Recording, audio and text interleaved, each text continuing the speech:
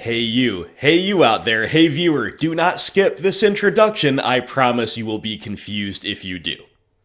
Having got your attention, good afternoon my friends, this is the Grimflayer, hope you're doing very well today, and welcome to the 50th, very momentous milestone, the 50th donation league on this channel. Here's to the next 50, here's to the next 200. I'm going to do this as long as there is an audience for it, so thank you so much to everybody who has helped contribute to any donation league in any way in the past, and here's to the next many hundreds to come. So, this is a very momentous milestone, as we say, and it is also a very unorthodox way to view a league that you're about to see, which is what I need to explain here in the intro. So, this is Deadguy. This is good old-fashioned black-based mid-range, and it's a very interesting variant, one that we haven't featured on the channel in a while, so all of that is good.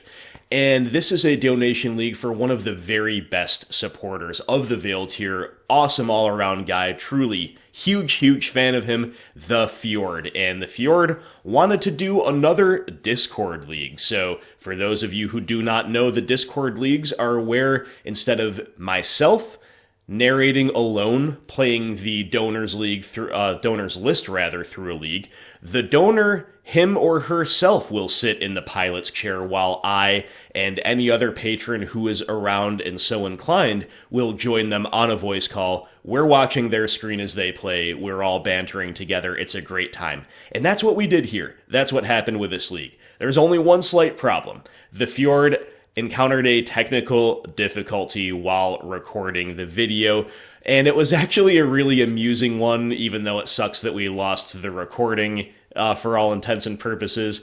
His voice is the only one that's not coming through. So the file that he sent to me basically consists of the gameplay as normal, and long stretches of silence in the narration because he's the one talking more than anybody else as the pilot, followed by myself and the other people who are there replying to statements that the listener cannot hear. So it's actually pretty funny, but we're not going to use it. The Fjord, he profusely apologized and he said, "I'm sorry, I really wanted that to go out." And I said, "Me too, man, but it's okay, you know, these things happen."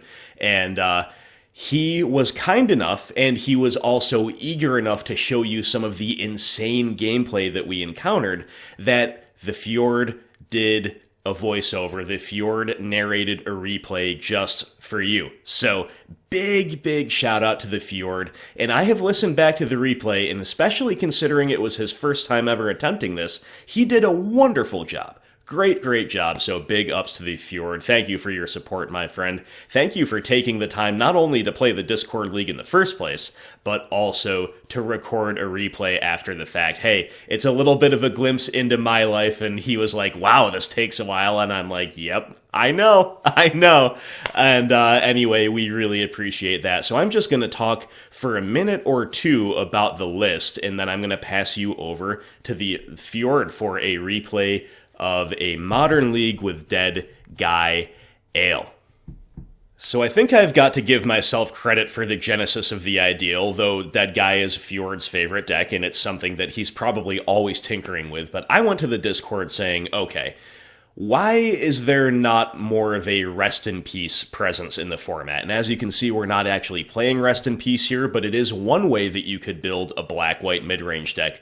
The point that I eventually got around to making was that this black-white two-color shell is something that could be both kind of resilient to a lot of the common hate in the meta, like Blood Moon, and just like prowess decks in general by virtue of being a two-color deck with relatively painless mana, and also could leverage a ton of hate, including Rest in Peace, which would be kind of a different build, one without Lingering Souls especially, and that's not what we ended up going with. But the even more impactful hate piece that I think is really strong right now and really main deckable right now is Auriok Champion. And the problem that Deadguy has always had It's not the land base. The land base is clean, strong, utility-rich, and powerful, just like that of Rock. It is not the disruption. Black-based disruption remains a major incentive, the major incentive to play the color in the first place, and Cling to Dust has also just made that even more so the case. And then white is a very complementary color in many ways. It does a lot of things that black simply cannot do. The problem with Deadguy Ale has always been the threat suite. You've got Stoneforge Mystic, which put the deck on the map. Like, this is the premier threat. You've got Dark Confidant, who waxes and wanes in terms of exactly how well positioned he is, but he's a strong card. You know, he's a very powerful component of the deck.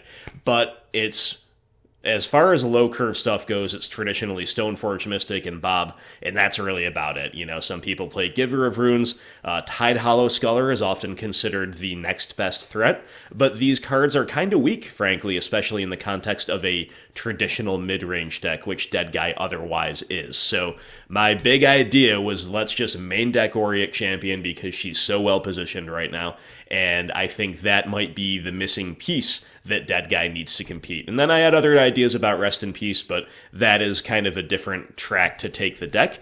And basically, that's what we built around. And so Fjord came up with a list that I really liked, and I gave a couple points of feedback, and so did other people on the Discord, and then we ended up with this. So we're leaning really heavy into the 1-drops. 2 Path, 2 Cling, 4 Push, 4 Inquisition, 2 Thoughtseize. That stuff is awesome. Fjord has also been playing around with Bitterblossom lately, so we registered 2 copies of that. Lingering Souls helps us really go wide, and between our need to grind in general and the heavy presence of tokens and other weenies in the deck, we're also main decking a Gideon ally of Zendikar, who's good at churning out knights for value and to pick up swords, and also just the Anthem mode of Gideon is actually more live here, even the turn you put him down, than you might otherwise think when you're just considering Gideon in a vacuum. 4 Lily Veil, 1 Lily Hope, Akaya's Guile for flexible removal, and in the sideboard, we are doubling down on the hate effects with 2 copies of Kor Firewalker. It could be 3 Auriok Champion, 1 Firewalker, but we did kind of want to stress test Firewalker.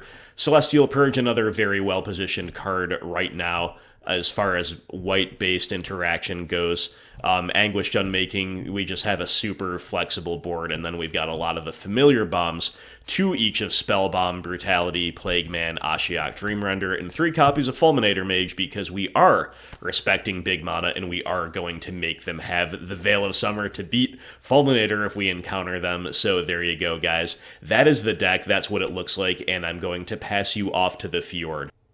Real quick shout out to 2 Patreon supporters, a brand new Inquisitor, Chris Colbert. Thank you so much, Chris, for signing up. And also a big shout out to the Spice Master, Connor Smith, who has been a very generous supporter despite being new already. And he has become even more generous, going from the tireless tier all the way up to Of the Veil, joining our narrator here, the Fjord, in the rarefied ranks of the Veil. Thank you so much, guys. Thanks to all other Patreon supporters. And big shout out to the fine folks who were part of this Discord league, but whose voices you will not hear today. Maybe Lotus's Dan, Yuggernaut, was in and out. We had other people showing up for parts of the league. There was Mully, there was DeMarcus, there was Nastier, and there are others that were in and out, maybe just watching. If I forgot anybody, sorry. Sorry you couldn't get your voices heard today, but the Fjord is about to speak on behalf of all of us. Thanks again, Fjord.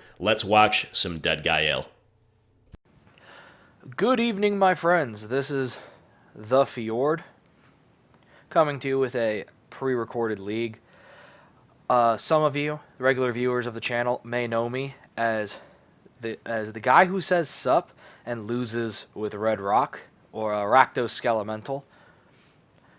This was supposed to be a Discord donation league with my personal favorite deck, Deadguy Ale, but unfortunately, instead of losing with Red Rock tonight, I decided to lose to technology tonight, and did not record the audio for the donation league, for the Discord donation league.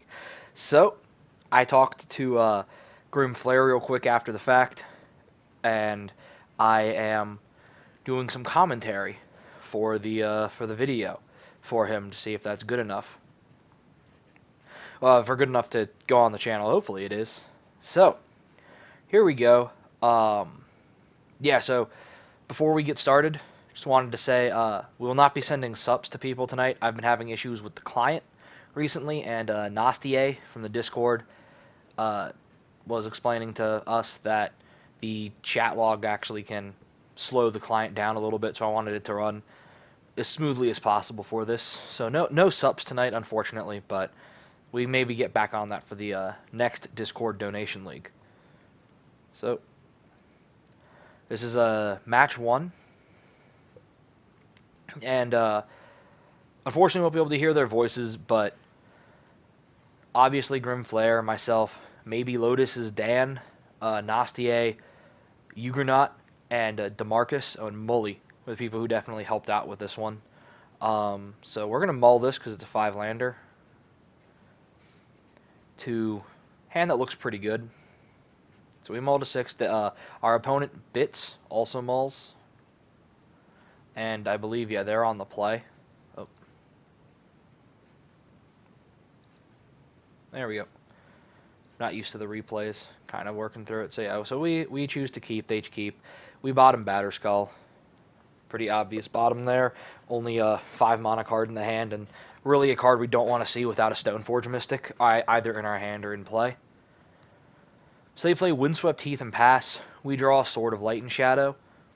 Definitely rewards us for bottoming the Batterskull there. We're going to play Concealed Courtyard, holding up Push, depending on what they do here next turn, and also holding up Cling to Dust, just to get a redraw here.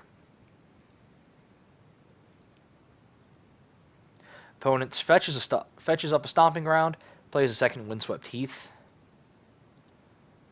Doesn't do anything else, so we're just going to Cling the land, just to get a redraw. Hit a Field of Ruin. Liliana of the Veil is a very good draw, though. Play Swamp. And just pass. OP fetches. Picks up a Stomping Ground.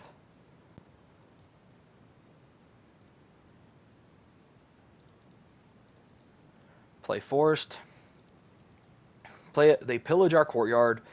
Kind of hurts we don't have the double black or the double white anymore. Definitely a little unfortunate. And we are up against Naya at this point. We were talking about when they played the Windswept Heath, fetched up the Stomping Ground. We were talking about possibilities, like a really slow Gruul hand. And Naya Blade also falls into that kind of category. They just must have a really slow hand. Pull Lingering Souls, great card. Arguably the best card in Magic, of course. Well, I mean, if you ignore like 70 or 80 other cards, right?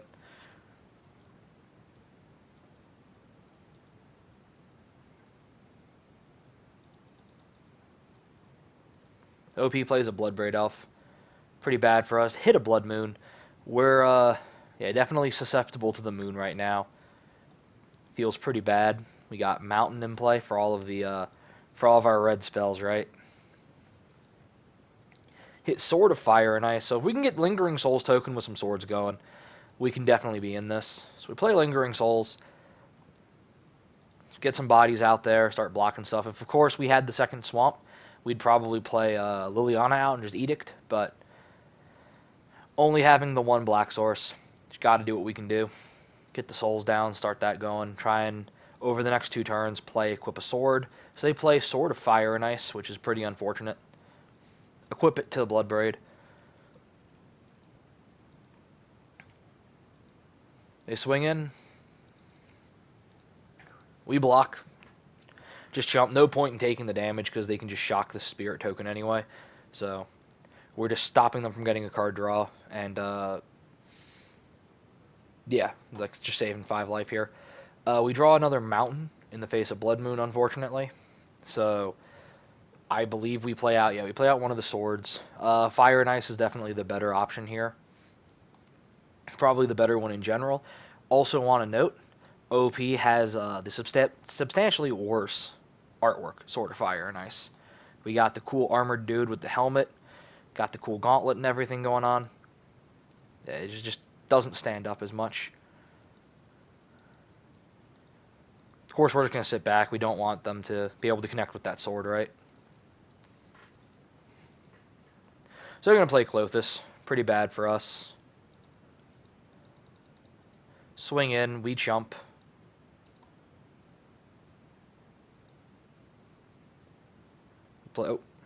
Play Fatal Push.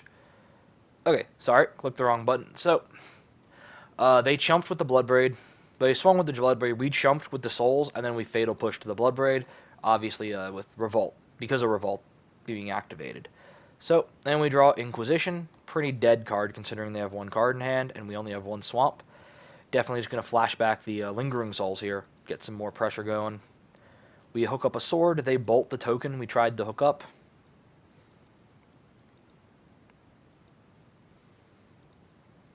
They definitely could use some more love off the top of the deck so far. We're looking pretty bad in the face of Klothys right now.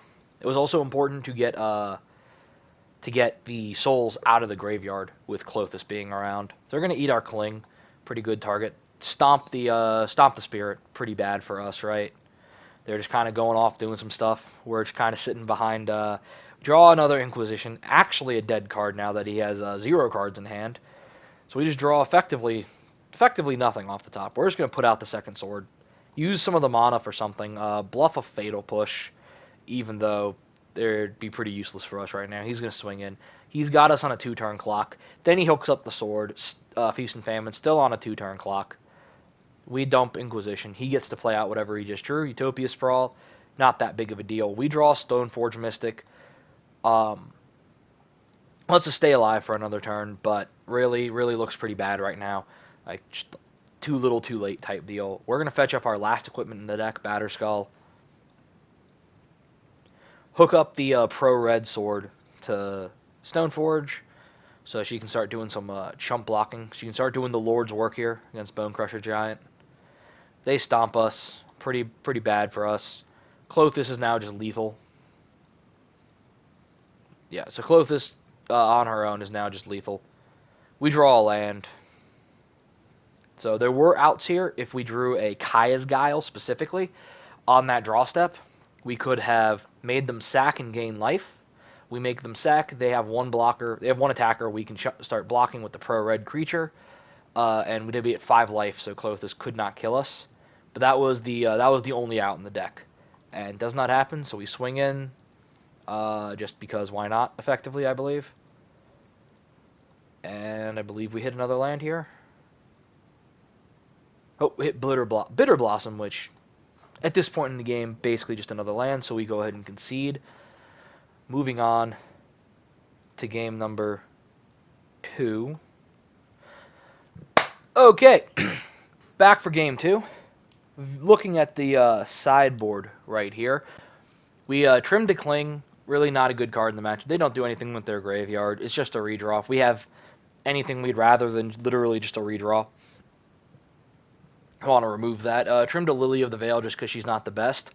Cut a Kaya's Guile just because they have a lot of like stupid little creatures like Mana Dorks and stuff like Arbor Elf. So the sack isn't super good. Creating the 1/1 Spirit, not super good against their deck. Exile and Graveyard again, not really good. Just a whole lot of not very great. Cut Lily the Last Hope. One of my favorite cards, but just doesn't really do that much in this matchup specifically. We have better options. Brought in the pair of Kor Firewalkers, the Celestial Purge, and the Anguished Unmaking. Want some answers to mainly Klothys, but also to some of that equipment. But the biggest thought for those, for especially the Celestial Purge, is Klothys. So we're on the play for game 2. Opening hand looks pretty amazing. We got discard into our Auriok Champion, aka Bikini Girl, into Kor Firewalker. Looking pretty great here. Looking pretty stacked. So we're going to fetch up a Godless Shrine, playing directly into a Blood Moon if they have another Moon. Though, I don't think they should keep it in game 2, as we are a 2-color deck with, I believe, 8 basics, 7 or 8 basics. So we really have a lot of, we really can't really get mooned out super easily. But we want to grab a Godless to be able to play the Inquisition and Auriok Champion turn 2 with the thought of Kor Firewalking turn 3 without having to draw another land, especially a white source. Look at the OP's hand. They got a pretty decent hand. They got Batterskull already in hand, Not super great for them. 3 lands. Topia Sprawl, so a piece of ramp. Stoneforge Mystic and Spyro. Both of these are very good cards. Spyro is probably the most dangerous in general. We discard Stoneforge just to try and disrupt them a little bit. Keep Batterskull locked in hand a couple turns longer, so we can try and figure out a way to kind of deal with that stuff. Also, they do get eventually will get value from Spyro in the graveyard versus Stoneforge where they don't. And Sword of Feast and Famine or Fire and Ice could both really be pretty bad for us here. Like, we really don't want to have to deal with that stuff too. So, OP plays Forest and Sprawl. Though, when we were talking about that, I know I was pretty 50-50 on them. I believe I was leaning a little more towards Stoneforge, and Grim Flare was heavier into taking Stoneforge, so that's why we ended up going with her. We draw a second Auriok Champion, aka Bikini Girl. Absolutely amazing. We're just going to play Plains. We're going to slam our first creature out. She's got that protection.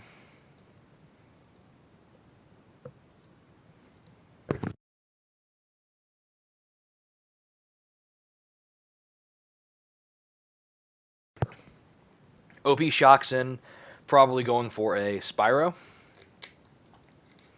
Yep.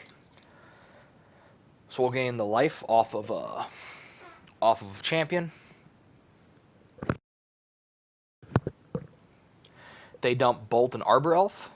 Bolt kind of surprised me when they dumped it, just because we've shown them Stoneforge Mystic, and I don't think we showed them Dark Confidant, but we do have a good number of creatures. At least they have to assume we have a good number of creatures that this would hit.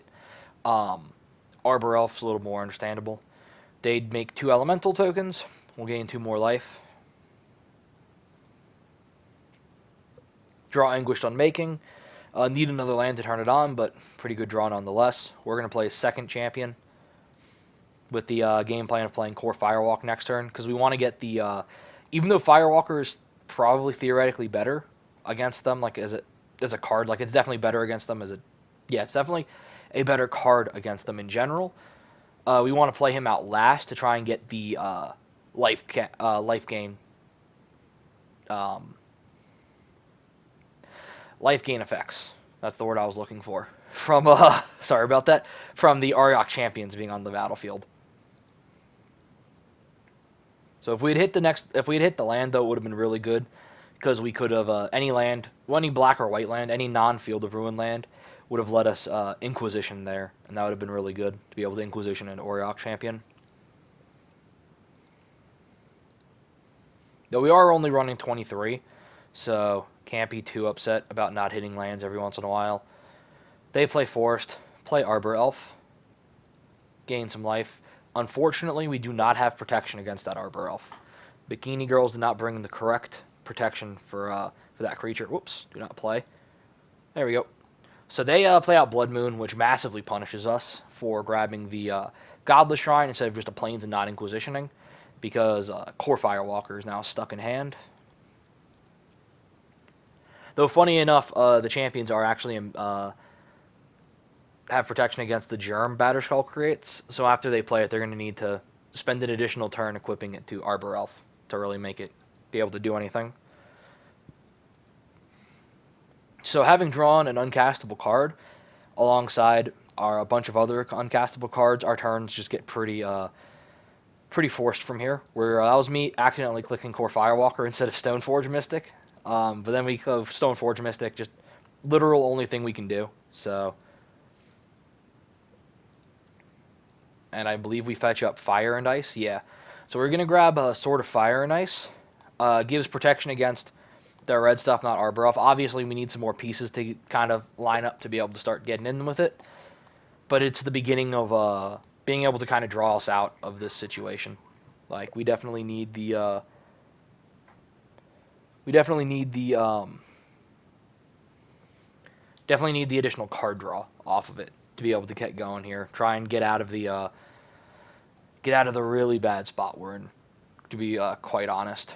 Like, we're definitely in a really bad situation right now, but we do have the champions stonewalling the majority of his board.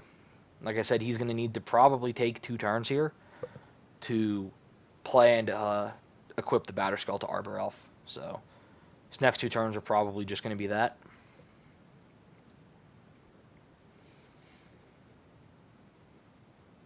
So yeah, like basically what I'm trying to say by that is he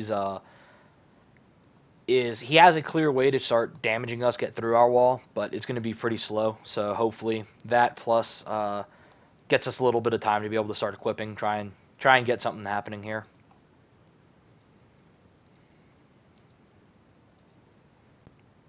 Play out the Masa. Play out the Batterskull.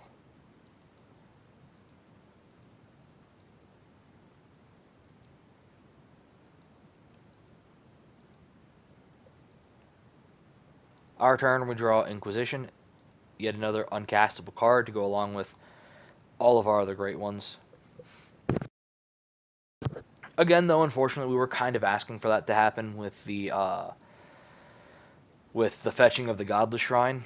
Definitely was a risk, but we all thought it was a risk worth taking with how powerful the hand was outside of that.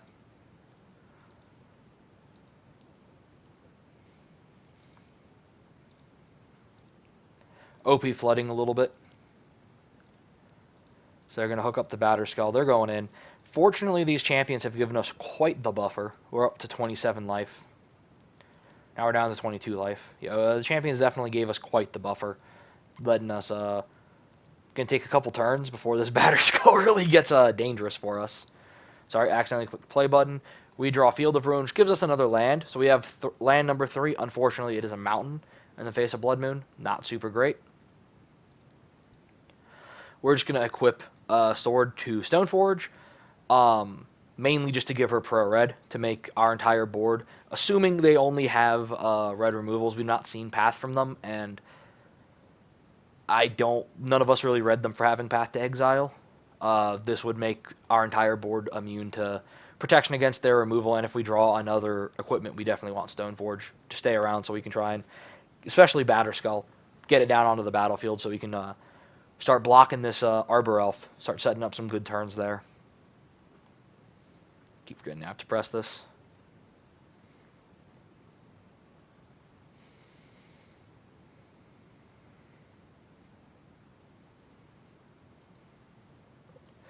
So he's going in. We're just going to let it go through. Like I said, did not bring the correct protection for this guy here.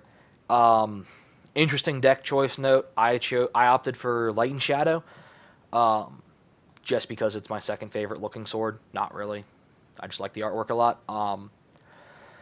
Like, not really rules-based wise. Pro White does come up once in this league, and it does help. But overall, here's another case where it's the opposite. Sword of Feast and Famine definitely would have helped in this scenario. So we got the Feast and Famine, hook it up to a champion. Even he wouldn't be able to do anything. So just an interesting note to point out. We draw Stoneforge Mystic. Probably the best draw on the deck besides Second Plains or Swamp. Player, I believe we fetch up Batterskull. Yep, fetch up a Batterskull.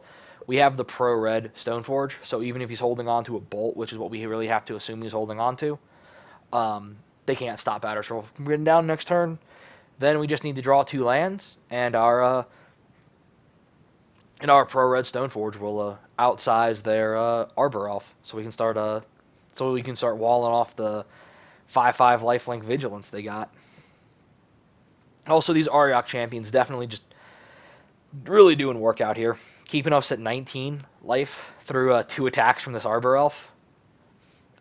So they play a Bloodbraid, Hidden Arbor Elf, hit a second Arbor Elf. So again, like, we're just back up to 23 life now. Like, this guy has not kept us under starting life total yet. And he's a 5/5 swinging in. Like, that's just huge. These Auriok Champions really showing why they're really good. And like we talked about it during the Discord League a little bit about how like generally I'd run Tide Hollow in these slots, but and they bolted the non-pro Stoneforge Mystic. So that is what they were holding on to in their hand. But yeah, no, the Auriok Champions definitely showing their worth here and really are probably the one of the missing pieces this deck needed. was another 2-drop threat that's really good. And while Auriok Champion looks kind of like a joke against blue-white controller Tron, right? She's really the all-star against decks like this, and so he doesn't attack here, which, yeah, oh, no, no. No, so this is my turn. I lied. No, yeah, no, we can't attack. We just sit around. Our game plan is flash and Batterskull on their turn. Hopefully we draw 2 more lands so we can equip Batterskull and start outsizing this Arbor Elf. That's kind of the game plan we're on. Also, clock is a factor. I have not noticed it yet, but we are down about a minute and a half here. We really want to try and keep up with the clock, but we were talking out a lot of decision points here and kind of discussing the deck in general a lot. We did, I don't think it was in this game, but we did also start talking about Red Rock at one point. Like, differences in Skelementals, like how many you want and stuff. So they play Bloodbraid. They hit Utopia Sprawl. Nothing really super good. Like, they kind of hit a dead draw off of that one. Swing in with the Arbor Elf again. We're just going to tank it. So we're going down to 15. Officially below our starting life total, right? Only took 4 attacks off of the Arbor Elf with Batterskull. So we flash in our own Batterskull. Worst case scenario, he can just chump block Arbor Elf next turn. Gain a little more life while we're at it, right? We draw a land, so we're 1 land away from being able to outsize. Especially, unfortunately, it's a mountain, but we're 1 land away from being able to hook up the Batterskull to Stoneforge, outsize the Arbor Elves, and yeah, then we're in a really good spot. Problem is they're at a whole lot of life, and like I said, clock's gonna matter. Assuming we win this one, going on to game 3, not sure if we're gonna have enough time to actually be able to win that. With how long this game's going, and the fact we lost game number 1. So he draws a Spyro into Spyro, absolutely brutal. But does not matter because our entire board is just protected against his entire board besides that 1 Arbor Elf. So we are actually back up over 20 because the number of creatures he played. We're back down to 16 though. Starting to keep us down under our starting life total. So we draw the 5th land. There it is. And so OP does, at least in my opinion, a couple of pretty major mistakes here. I'll explain all those once they come up. So we're going to equip Batterskull to the Stoneforge Mystic to outsize this Arbor Elf. So we got a 7/8 Stoneforge swinging in. So here's where we start being able to kind of come back. Again, time is definitely going to be an issue here. We're looking at 12 on the clock, and we still got game 3 to play, and we're not looking at winning this game anytime soon. We swing in.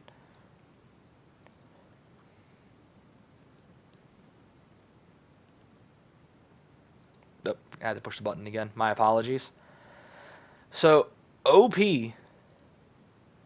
Yep, there it is. Opponent does not block. Massive punt on their part.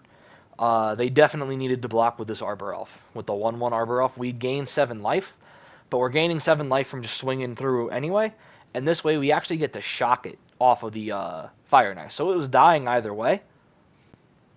And we want to shock this, of course, because it's the only thing our champions in Stoneforge don't wall off from attacking right now.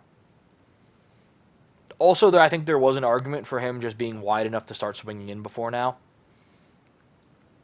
But I can't really say that, whether or not knowing his deck super well.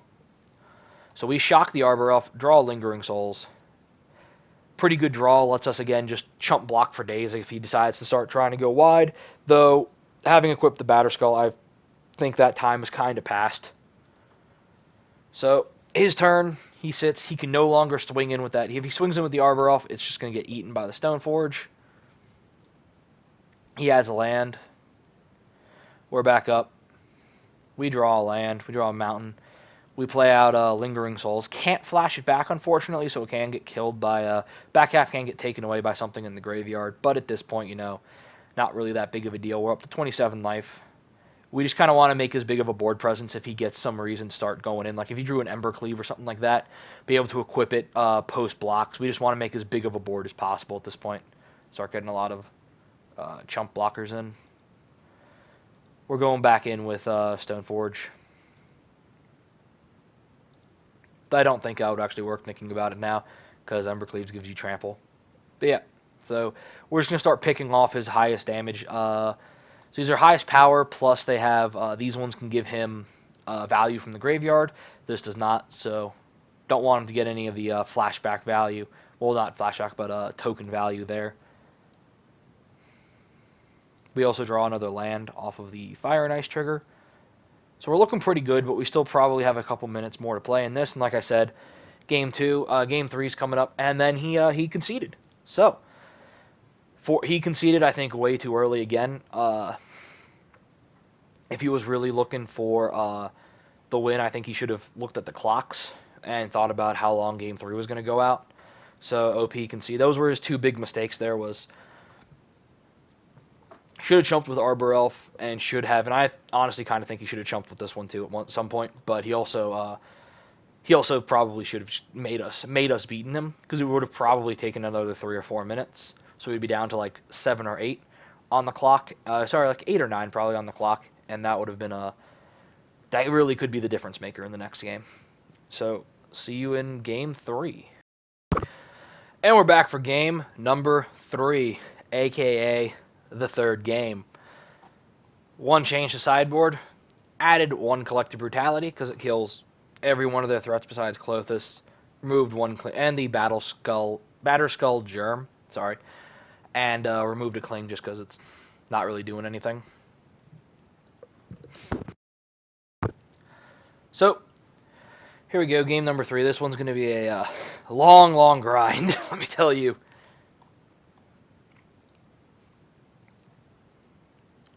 OP runs out Arbor Elf, fetches up Stomping Ground. So we keep, should probably have said this first. So we keep this hand. We were going back and forth a little bit. My first instinct was to mulligan it, even though it's such a great hand with Champion, Bob, Push, our answer to Klothys, and Lingering Souls. Like, we have such a powerful 7 here, especially in context of what their deck is. All of these cards are relevant. But it's very susceptible to Blood Moon with just Heath and Courtyard. But Grimflare and maybe Lotus's Dan were both pushing to keep, and hindsight being 2020, they were definitely correct. Like, this hand is so powerful, it's definitely worth the risk of them slamming Blood Moon. And we're, of course, rewarded for keeping this discardless and fatal push hand with them slamming an Arbor Elf first. So we are getting a little bit of a disruption here. So we just push immediately. And drawing the land is pretty good because it does make us a lot less weak to Blood Moon.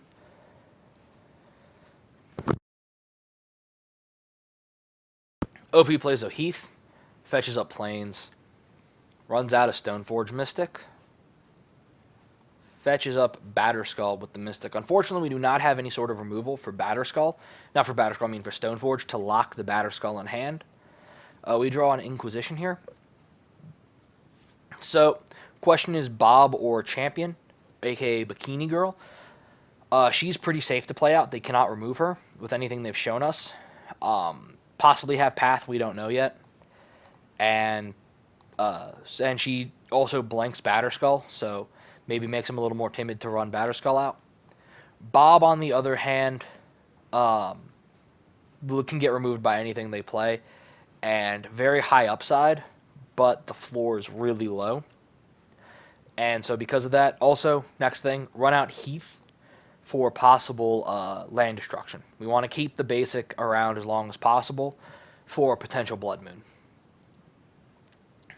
So we run out the Champion just because like the floor is pretty high for her. Like what she does is what she does versus Bob, where it's like next turn would be a really good turn for them if they play out another land, Bolt Bob, Flash and Batterskull. Well, that'd be pretty good for them. So we kind of wanted to try and avoid something like that. And we'll end up getting two incidental life gain off a Champion for the Batterskull flashing in and Bob coming in too. OP pillages Courtyard.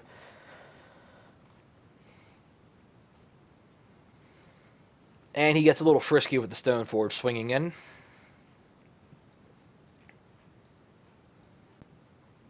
We draw another land, great draw. So we're pretty well insulated against Blood Moon now because we just fetch up a swamp with this. We run out Bob, gain the life, pass the turn. Oh, first, their Stoneforge Mystic can get Friskey and swinging, while our Bikini Girl can get down and dirty just like the rest of them. She can get in there and start swinging in. Don't think they attacked once. Don't think either of our Soul Sisters attacked once last game, but Auriok Champion getting the work done, getting in there, getting us the win, 1 damage at a time, as they say. Turn 4. OP plays out a Utopia Sprawl, so he's pretty clearly just planning on flashing in this Batterskull. We flip Stoneforge off a Bob, great flip. Hit another land, also great hit. So, game plan here, we want to play out the Stoneforge, fetch up Batterskull to be able to try and counter their own Batterskull. And we got the extra mana to Inquisition too, which is just always good. See what they got. So they have Anger of the Gods, Klothys, Embercleave, and Batterskull. This is a pretty terrifying hand, pretty powerful hand that they have here. Real argument to take either one of these, but fortunately we do have the answer to Klothys in hand. So, because of that, I was thinking immediately Anger. The other problem with Anger too is even with the board state right now, Anger is not very good. But it locks our Stoneforge and Lingering Souls in hand. And we definitely want to get Stoneforge online as quickly as possible, and Lingering Souls looks like we're trying to get it down the turn or two afterwards. So, definitely want to get these cards online as fast as possible. This Anger stops that. So, and the fact that we have the Purge in hand, which effectively his entire purpose in this game is to stop Klothys, we take Anger. Then we run out the Stoneforge Mystic.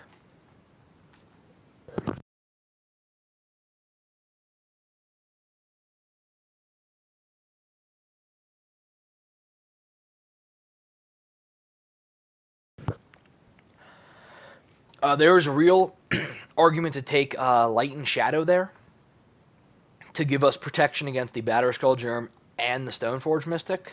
But with Embercleave giving them trample, protection doesn't matter that much, and we just want something that gives us basically as big of a body and as much lifelink as possible against this combo, because that's going to be really deadly. And yeah, and I won't lie, during the game itself, I was not considering killing this at first, but yeah, Celestial Purge dealing with that definitely helps a lot. So we'll just pass the turn. Don't really want to offer the Bob trade yet.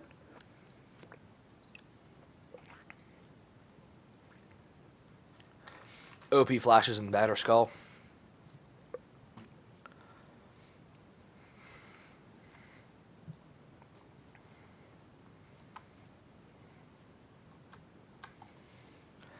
Plays out Embercleave. Oh, you can just click the circle. Your OP plays out Embercleave. When it enters the battlefield, it auto-equips, which is pretty cool. Give you a second to read that, as if you're not a standard player, you're not going to be the most familiar. Much like I had no idea what this card did before this game. Lets you +1/+1, double strike, and trample.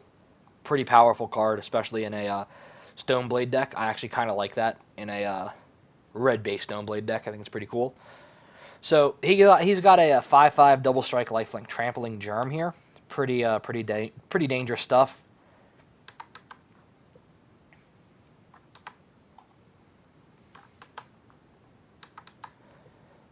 So we chumping with Auriok Champion just to take 2 of the damage. So we're only going to end up taking 8 here, but it's still pretty powerful. We need an answer for this basically right off the top. Flip Silent Clearing, nice painless flip from Bob. Find a Stoneforge. Stoneforge is a great draw. We were hoping for a path or a push to kill the germ, and then could deal with the Stoneforge the next turn because they couldn't double equip. But finding what we found, we cannot let this germ swing in again. It's just dealing way too much damage. So we're gonna need to blow the Purge, which we've been holding on to for Klothys. Gonna need to blow it on this Embercleave. It's just too powerful. And we're going to play out the Stoneforge, and we're going to pick up Sword of Light and Shadow to get the protection against their Stoneforge, who we're assuming they're going to try and equip Batterskull to after we take out this Embercleave to get around the protection that Auriok Champion wears, of course. So we're just going to pass turn.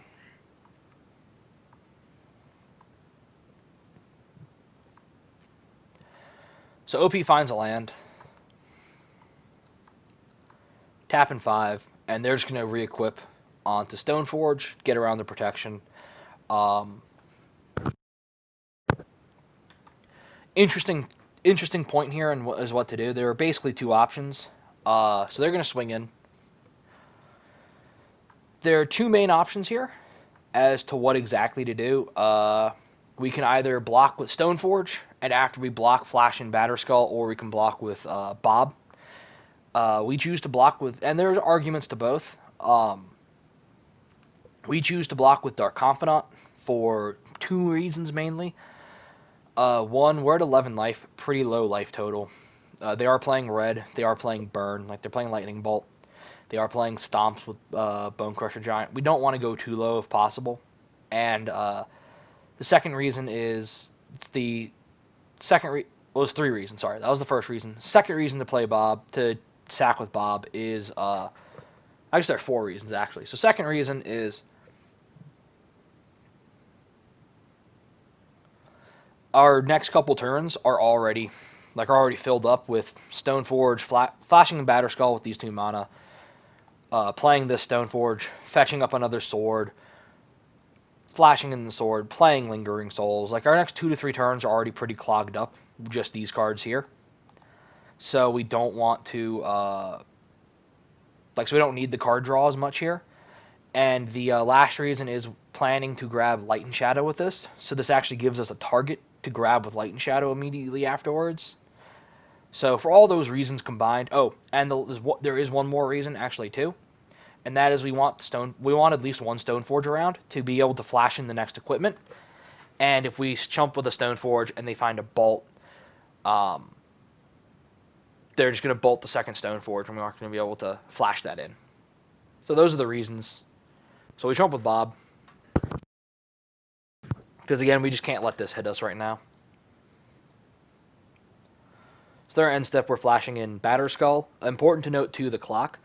We are 3.5 minutes behind. We were at 1.5, I want to say, at the start of this game. Clock is going to really matter this game. And like I said last game, if OP had made us play it out, we'd be so low on time right now, I don't think we'd stand a chance. But they did not, so we were legitimately in this game. We draw a Bob. Pretty decent draw considering we just lost ours on the battlefield. But we're going to stick with the game plan, play out Stoneforge, gain a life off of the champion, pick up Light and Shadow, and we're going to play out Lingering Souls.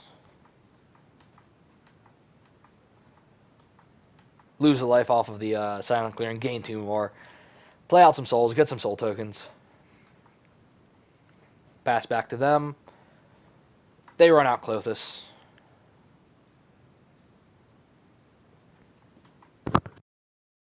Swing in. We're just jumping with Spirit Token again. We just want to keep one of the Stoneforges alive. It's very likely that they have Stomp or Bolt or something like that in hand with how they've... not really with how they've played, but they just have a lot of those. So, kind of play like they have one. We want to keep one of the Stoneforges around, so may as well just keep them both.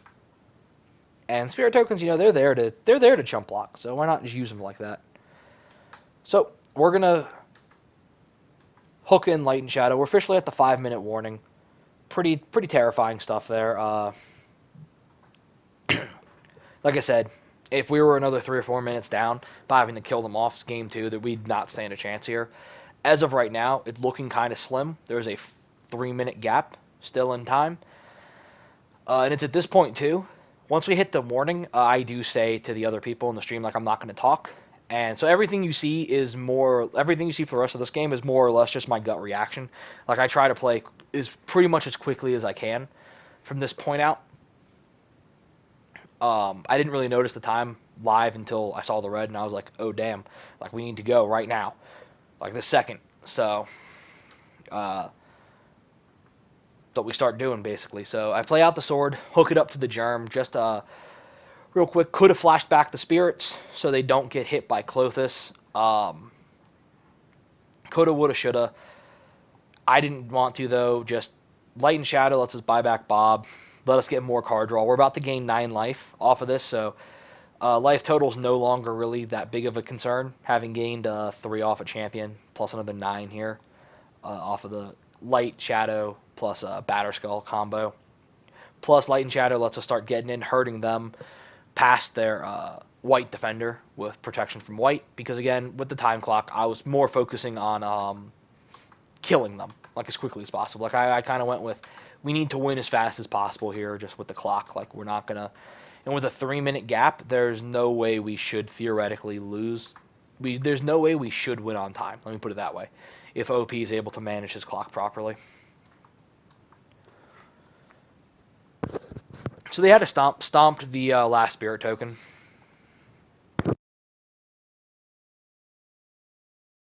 Then they pillage Light and Shadow, which is a little unfortunate.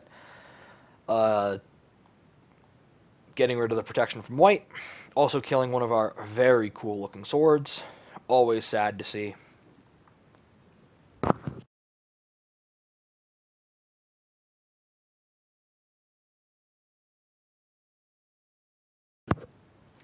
OP swings in. We chump with the Stoneforge. We don't have any more equipment in hand, so we don't need to keep one of them live. So if they have some other form of removal, we're okay with them killing Stoneforge now. And Auriok Champion is just way more valuable in this game, especially if we're able to keep it going. Though at this point, again, it looks pretty dire for us. And again, we want to be able to run out these Bobs here next turn, so we don't want to be taking too much damage.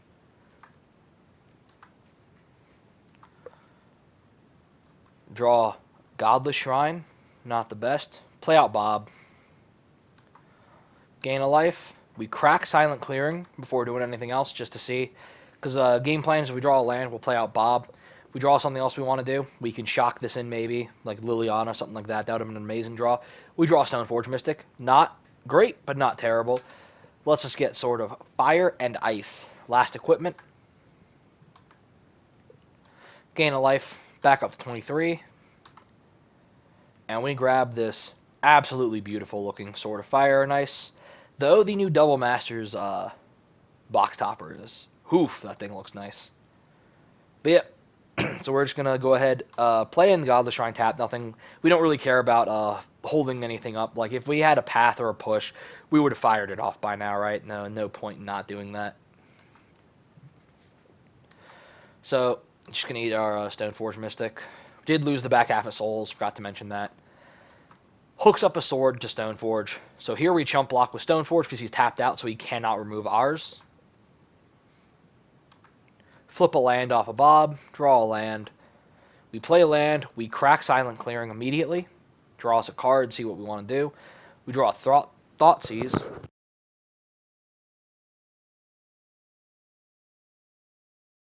Sorry about that. Draw a Thoughtseize. And so now we're rewarded for our sequencing and keeping Stoneforge Mystic alive. In valuing trying to keep Stoneforge alive, because we now we can play an equipped sword and Thoughtseize if we want a Thoughtseize. I don't remember if we do or not, but if we want to, we can do that all in one turn, and we could not if we did not have the Stoneforge around. Hook up Sword of Fire and Ice to Bob. So us not finding any form of removal, kind of backbreaking in this scenario, right? Have so much of it in the deck. Probably should have hit one by now. We haven't, though, so we got to form our own removal. Game plan here is basically hook up. And again, this is playing out. You can see on my clock. This has been like a minute. This has been 30 seconds. I've spent here several minutes explaining.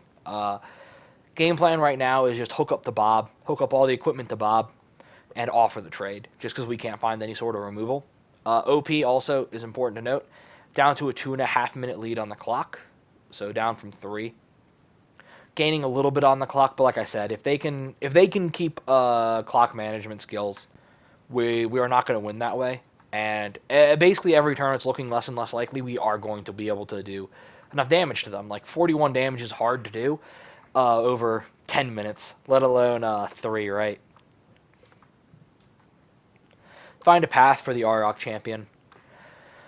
A little painful to lose Bikini Girl, aka MVP, but you know, she's done her duty. She's definitely done enough this game. Like, my God, they really pulled their weight game 2. They're the reason we won game 2. Definitely did a whole lot this game. So here we're gonna chump with the Germ, with game plan of equipping the Germ token to Bob. So funny enough, 1, 2, 3. So OP also actually I think misplayed there. If they could have pathed to Bob, which would have left it unequipped, which would have meant we didn't have something that could trade with Stoneforge for another turn. Though I don't know if they were really looking for, because we don't have enough mana to equip Sword of Fire and Ice and Batterskull. Though I don't know if they were really thinking that game plan. That is a pretty desperate game plan from us, especially considering how much removal and stuff we have. Also important to note, opponent took a full minute on that. So we went from them being about 6 minutes, they're at 5 now. So we're down to a 2 minute gap, which is pretty huge considering we started the game at 5, at a 5-minute gap. So we hook up Batterskull. We Thoughtseize, just life totals aren't going to really matter at this point. They're at 50 life. There's no way we can beat them at 50. We have to literally trade here and then win the rest of the game off of the clock. We find a Blood Braid off, which is an amazing hit off of Thoughtseize. Super rewarded for waiting on the Thoughtseize. Fetch up a Plains. Play out second Bob. Additional chump blocker engaged. Additional card draw engaged. Offer the trade. I said this live in the Discord too.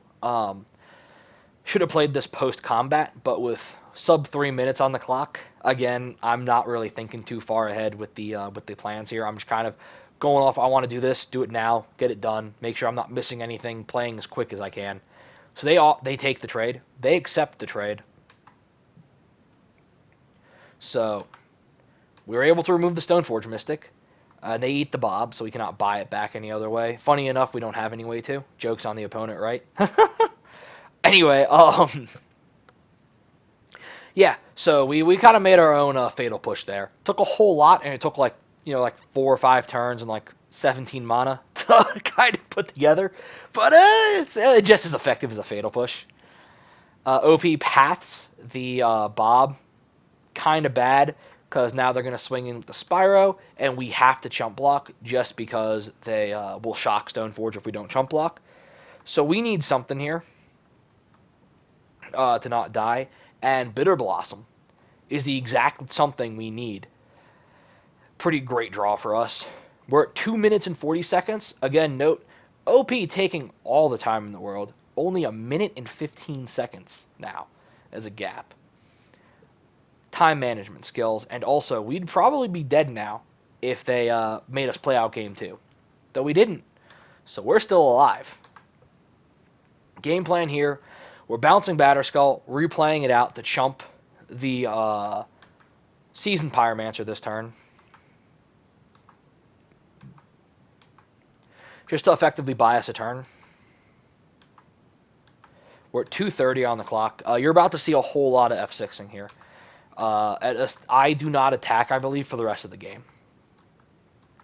Because they're at 61 life. Like, there's zero chance we can win off of killing them in 2 minutes, right? We're playing 100% for the clock. Sorry, should have slowed down from the clicking there.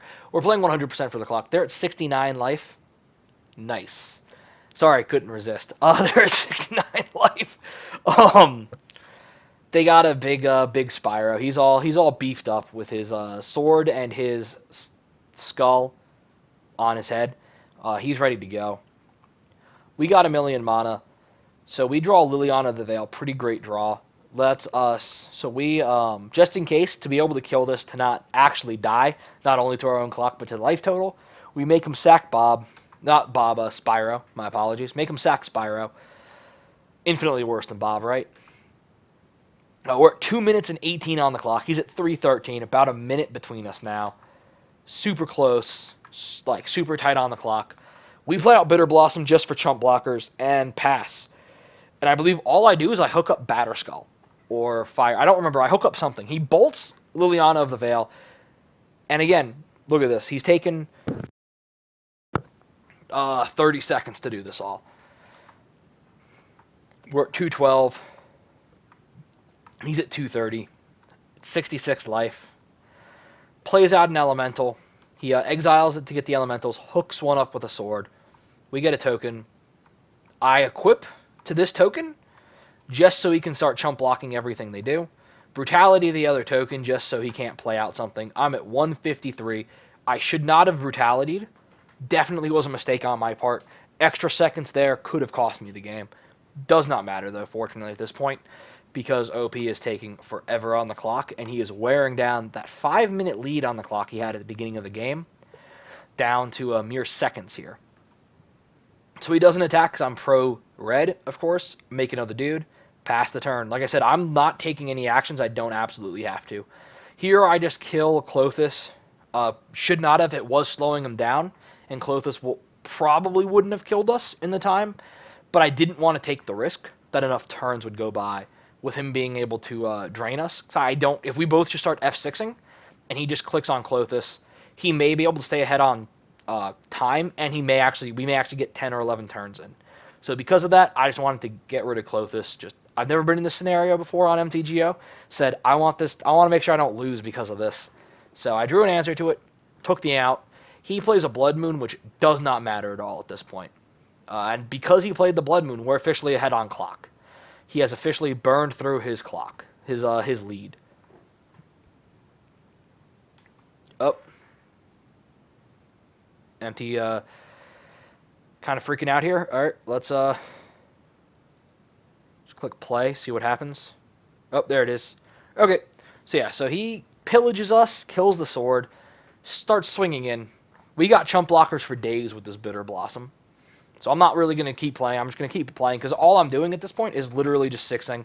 You can see that's all he's doing. Absolutely insane ending to this game. Like, it was a blast. We were sitting on here. It was super hyped. We were shouting. We drew the answer to the elemental and doesn't even matter because we're ahead on the clock. Don't want to risk losing the advantage on the clock. Don't want to do what the opponent did. Start playing spells worthlessly, losing the advantage on that clock. We got out. He starts playing again. Still just F6ing. Got enough chump blockers to take it off. He plays a Maelstrom Pulse or something. We'll have to start playing again, right? Play out the Auriok Champion because we're 45 seconds ahead. I wanted to get the MVP down. The real champion. Winner of the game down to the battlefield. He again starts playing stuff with 20 seconds left. I don't really know why. Grab Sword of Feast and Famine. He's down to 10 seconds. No way he can beat us in 10 seconds. So I just keep going with the classic F6, and OP runs out of time. Absolutely beautiful way to win. That was incredible. Opponent is at 75 life. Got him on the timeout. Just wow. Like that was pretty huge. And like I said, they did a lot there that really could have gone badly for us. But it all lined up, and I think in game 1 anyway, Bikini Girl, aka Best Girl in Magic, aka Auriok Champion, definitely proved herself as a great card here. Did a whole lot better than if these were Tide Hollow Scholars, we would have lost 100%. Definitely showing her stuff here, showing why we're running her. So with that, that was just amazing. And watching it back, I'm like so hyped now from it. It was just amazing. I literally during the Discord League, I literally got up. I was T-posing. I was like, I'm T-posing, yeah. And they were like, oh yeah. It was just great, man. I really wish I didn't lose. I really wish I'd recorded that. It was so great, so hyped. But yeah, it was awesome. All right, see you for after the ramble. See you for game 2. Sorry, match 2. Just coming to you for 1 second. This is post editing after I realized I could stop the thing here. Just wanted to say this was the first opening hand we got. This was the 7. Pretty obvious mulligan. 1 lander with any sort of setup, in my opinion, is a mulligan. But triple discard with double Stoneforge, Lingering Souls. Like, not even a super amazing hand anyway. If any of these were a second land, we probably would have kept, but just wanted to pop in, say that real quick. Okay, so we keep this hand. There are options to bottom: Field of Ruin, the weakest land in a vacuum, Lingering Souls, the slowest card and most mana-hungry card we have, and Bitterblossom, as it does damage to us. We definitely want to keep Bob, just super great card in 99% of matchups. And matchups where he's bad, Bitterblossom's also going to be bad. So I may have actually just talked myself into Bitterblossom, but we go with Lingering Souls because it's just the slowest card we have, and against Burn and stuff like that, Prowess, Bitterblossom can be like the quicker stuff can be decent even against those is what I'm trying to say, and it doesn't matter because we draw Lingerings. No, sorry. Yeah, we canceled it to talk about it some more. Bottom Lingering Souls. OP is going first. This is game 1 of match number 2. Should have done that. I did an intro a minute ago, but then I clicked the wrong button and had to redo it, so that's my new intro. There we go. I did burp during the first one, so it wasn't super great. Like burp and was like, and on that note, so not the greatest way to start a pre-recorded game. I think trying to look professional out here for Grimflare MTG's YouTube channel. So OP goes overgrown. sorry, I trying to look professional. I just realized Anyway, opponent goes Overgrown Tomb into Birds of Paradise. So during the Discord League, there's a lot of me asking questions because Grimflare and maybe Lotus's Dan both are able to call out correctly that this is a Yawgmoth. I believe I've played that deck against that deck exactly once, so I don't really know what's going on. Not really aware of how the combo works, one might say, or aware of what the deck runs, really, just in general. So Grimflare and Dan are kind of coaching me through it, but we Inquisitioned them, sorry. They show us Wall of Roots, second Birds of Paradise, also very dope artwork on the dope birds they chose. I like this artwork a lot for it. Second Wall of Roots, Swamp, and Geralf's Messenger. And Geralf's Messenger, from what I was told, is a combo piece. And so we just took that because, like the combo piece, want to try and break up the combo as much as possible. And everything else is kind of a mana dork, kind of replaces itself. So no real point to take anything else, even if the Geralf's Messenger was not a combo piece there. So everything else is, like I said, just kind of replaces itself. Everything else is just the same. Plays Wall of Roots into Wall of Roots. Sorry, plays Swamp into Wall of Roots into Wall of Roots into Birds of Paradise, dumping the hand.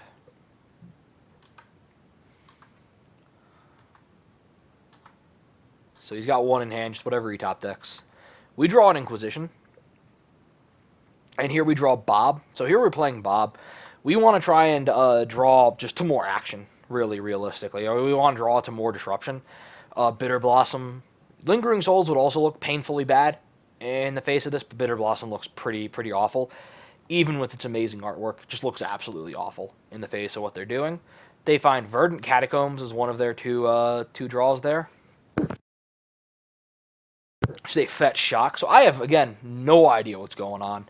Like, what are they doing? Like, why are they doing this? But Grimflare successfully calls out that they found the Yawgmoth in their one draw step. And they play him. So, give you a quick look at this card. He is a human cleric. Pro-humans, and you pay a life, sack a creature, put a -1/-1 counter on up to one target creature, and he draws a card, and then you can pay 2 black, discard, and proliferate. So, mixed with all these guys, he can draw a good number of cards here. Pretty scary. And he starts immediately, pings off Birds of Paradise and pings off Bob. Pretty disastrous for us. Draws a card. We draw Sword of Fire and Ice. Pretty much useless at this point.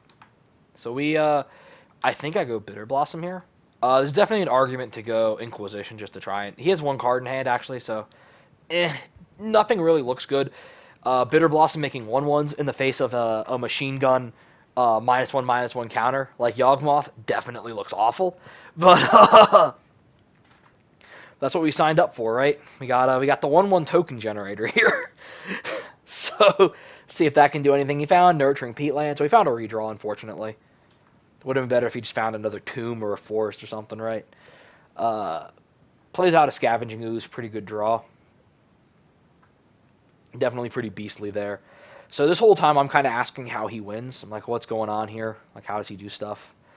He kills birds, finds a young wolf, which is, of course, we're joking in the Discord. Not yet, but later on we joke about how it's the third best card in Magic behind Lingering Souls and Spectral Procession, of course. So he kills young wolf, which then comes back with Undying, and he draws him a card. So he could theoretically draw 12 cards here, well, 11 cards here off a young wolf.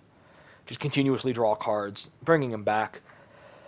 Again, not really aware of how he actually this final like kind of end game here, unless it's just hope we're not packing red and hope we're not on Mardu and have a Mountain and Bolt type deal after he pings himself down to like 2 life, cycling this young wolf. So we draw a plains. Sorry, we draw a swamp, not plains, and play out a Gideon, ally of Zendikar. So just again, Inquisition seems pretty bad at this point. Sword of Fire and Ice is actually useless. Gideon can do some stuff. I wanted to my initial gut feeling was to immediately Emblem. Make our Bitterblossom tokens -2/2s, make it harder for Yawgmoth to actually kill them. It's pretty bad. Yeah, it's absolutely awful. But we're in a really bad spot. I don't think anything we do is really going to be good. Grim and Dan argue for making a token, mainly just to allow the Yawgmoth player to basically misplay, just allow Vincent99 to make a mistake in trying to deal with Gideon. Hopefully he screws up. Hopefully he decides to attack the Scavenging Ooze and not eat any creatures from the graveyard. And he kills Walrus, drawing a card. And he actually does not do that, because he has unfortunately started eating creatures. So immediately our hopes are dashed aside in an instant.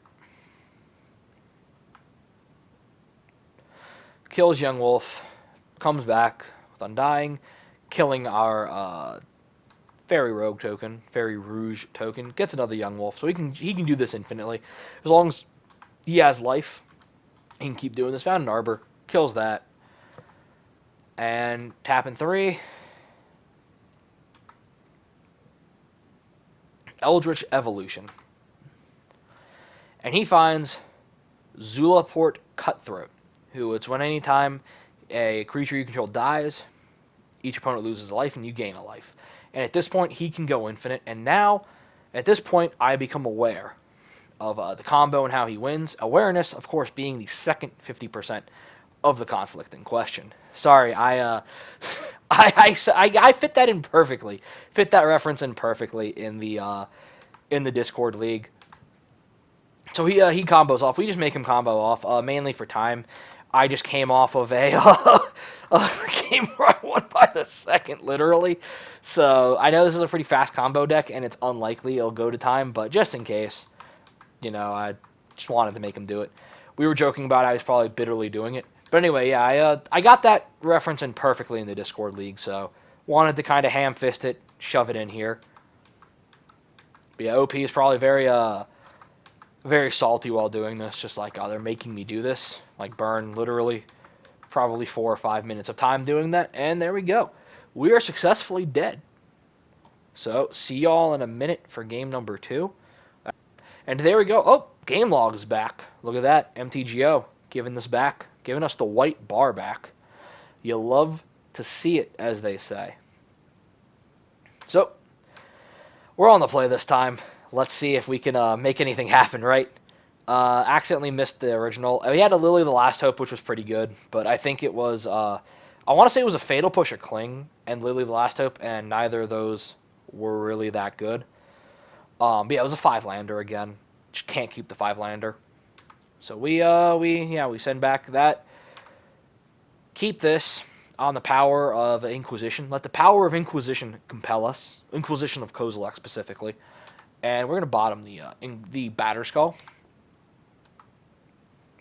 So we're just going to shock out the Godless Shrine. Don't know really what we want to fetch yet with the Marsh Flats, just in case we want something specifically. We see... Oh, zoom this out properly. There we go. Birds of Paradise, Wall of Roots, and Young Wolf. Initial thought was Birds, just because it's their turn 1 accelerant, but Young Wolf being one of the best cards in Magic, as we just saw, and being very annoying to deal with, we decided to take Young Wolf. Just with the Undying trigger, pretty hard, pretty obnoxious, like I said, to deal with, really. Plays out a Tomb, shocks in. Gonna play out the Birds here in a minute. Also, it is important to note that OP is on M21. M21 Scavenging Ooze. We draw a Thoughtseize. Not very good. We already got the hand locked down with our other discard, right? So we're going to Inquisition.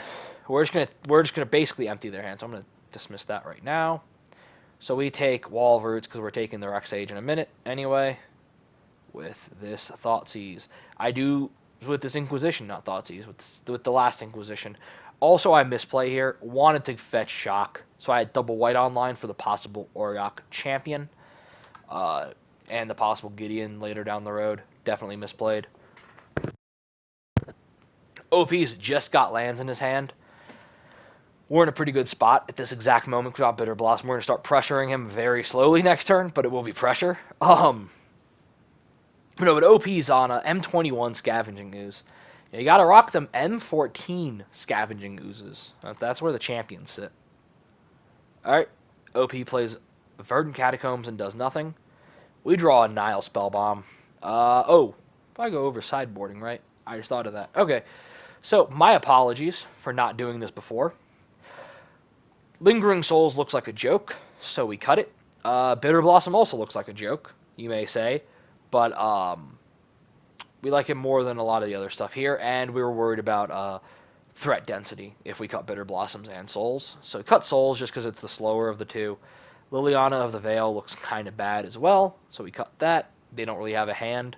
Brought in 1 Brutality just because it can kill a lot of stuff. Brought in 1 Ashiok just to hedge against Eldritch Evolution and Search effects. Brought in Nihil Spellbombs for the graveyard, try and break that up. And brought in Plague Engineers to be able to try and take out his dudes before he does them. And we brought in Celestial Purge because it removes Yawgmoth. Want every answer to Yawgmoth possible.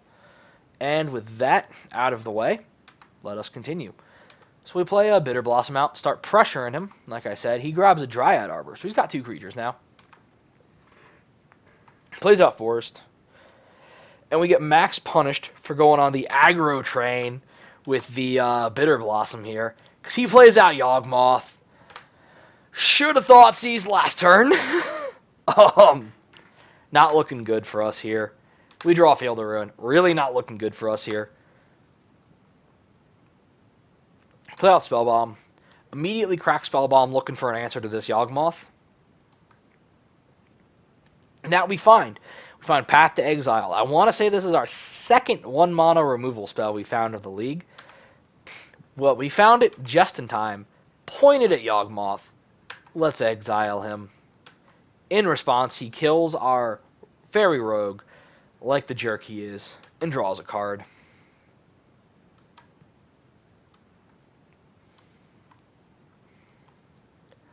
He grabs a swamp from the path. Hopefully, it being a path and not a push does not come back to bite us later on.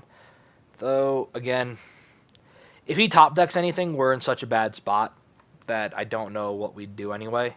Finds another one of them M21 Scavenging Oozes. And a Strangleroot Geist, another Undying dude who's a 2/1 this time, and is also a haste, so we're taking 2 here. So we need to draw some actual like in-game threats, and we draw Cling to Dust. Basically nothing. Interesting fact: I cling Dryad Arbor because I see land and go, cool. I'll draw this. I'll draw a card. Did not read this word right here. Did not think of that word. That word is creature, and so I waste the cling. Gain 3 life, and passed the turn looking like an idiot.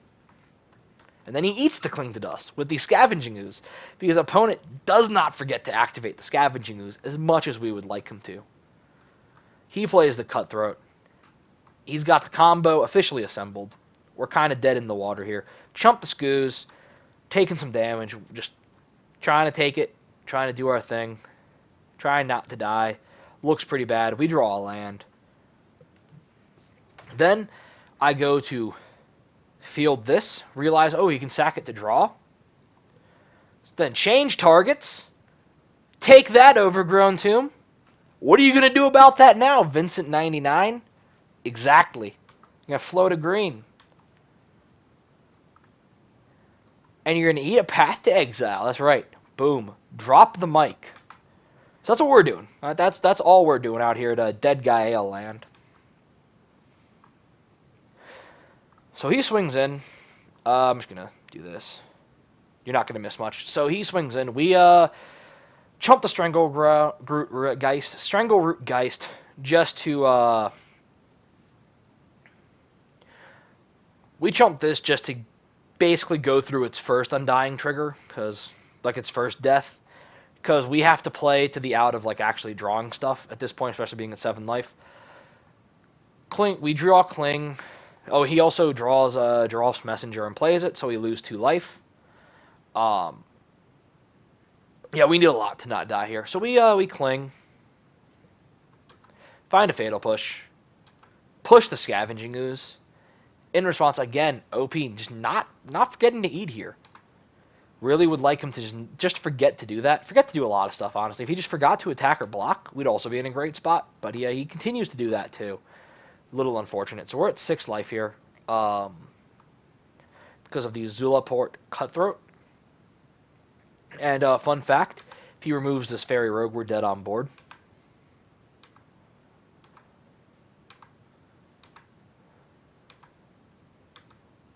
And he finds an Eldritch Evolution, sacking birds, grabbing another Geralf's Messenger, which means we are dead on board.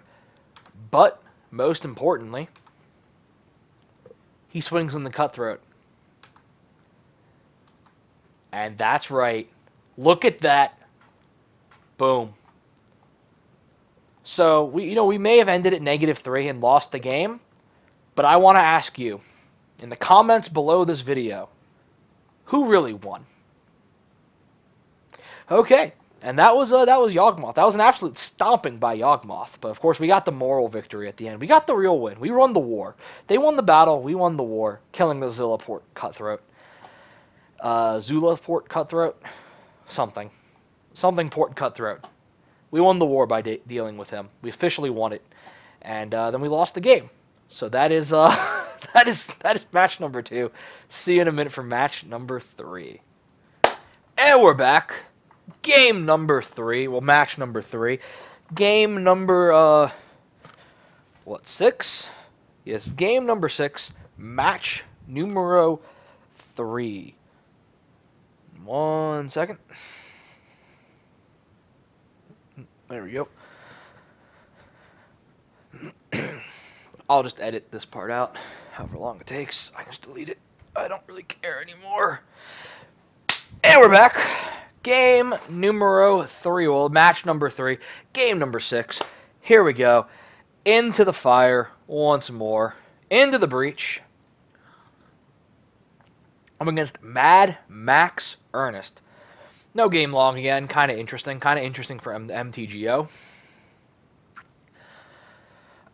We're going first. We're on the play. And Mad Max has revealed Yorion, which means effectively 3 options.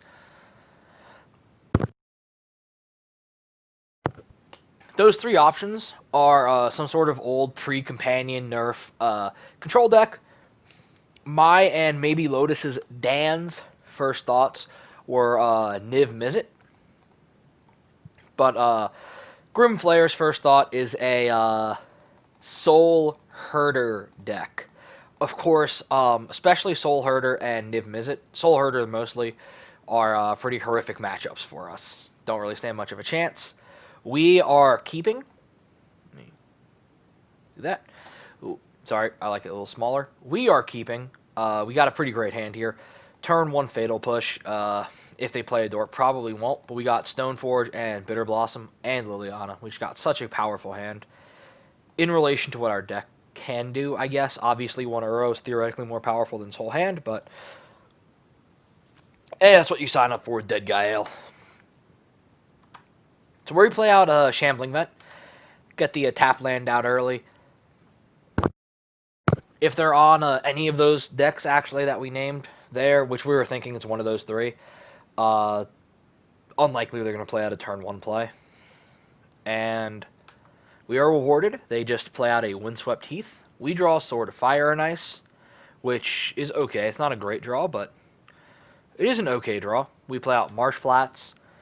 I don't remember actually what we do here. Let's find out. So we're playing Stoneforge Mystic. It's the highest upside, and it's the most powerful card at the 2-drop slot. Definitely, like, Bitterblossom is better in certain matchups, but going into kind of the unknown, I think we're just going with Stoneforge here. Stoneforge is probably the correct play. Just going with the most powerful card in the hand, just in general. Well, a 2-drop in the hand. Lily's pretty good. So we grab Batterskull. We already got Sword of Fire and Ice in hand, which probably would have been the grab here. In a blind game 1, you want the just power of Fire and Ice with the card draw, plus we have the Bitterblossom, which pairs really nicely with it. Grab the Batterskull because of the fact we already got Fire and Ice in hand. And Light and Shadow. Light and Shadow was a thought as well, just because, like I said, we already got the sword we really wanted in hand. And if they do end up killing the Stoneforge, Light and Shadow would let us buy it back and then grab Batterskull with it once we buy it back. OP is going to fetch up a Sacred Foundry in response.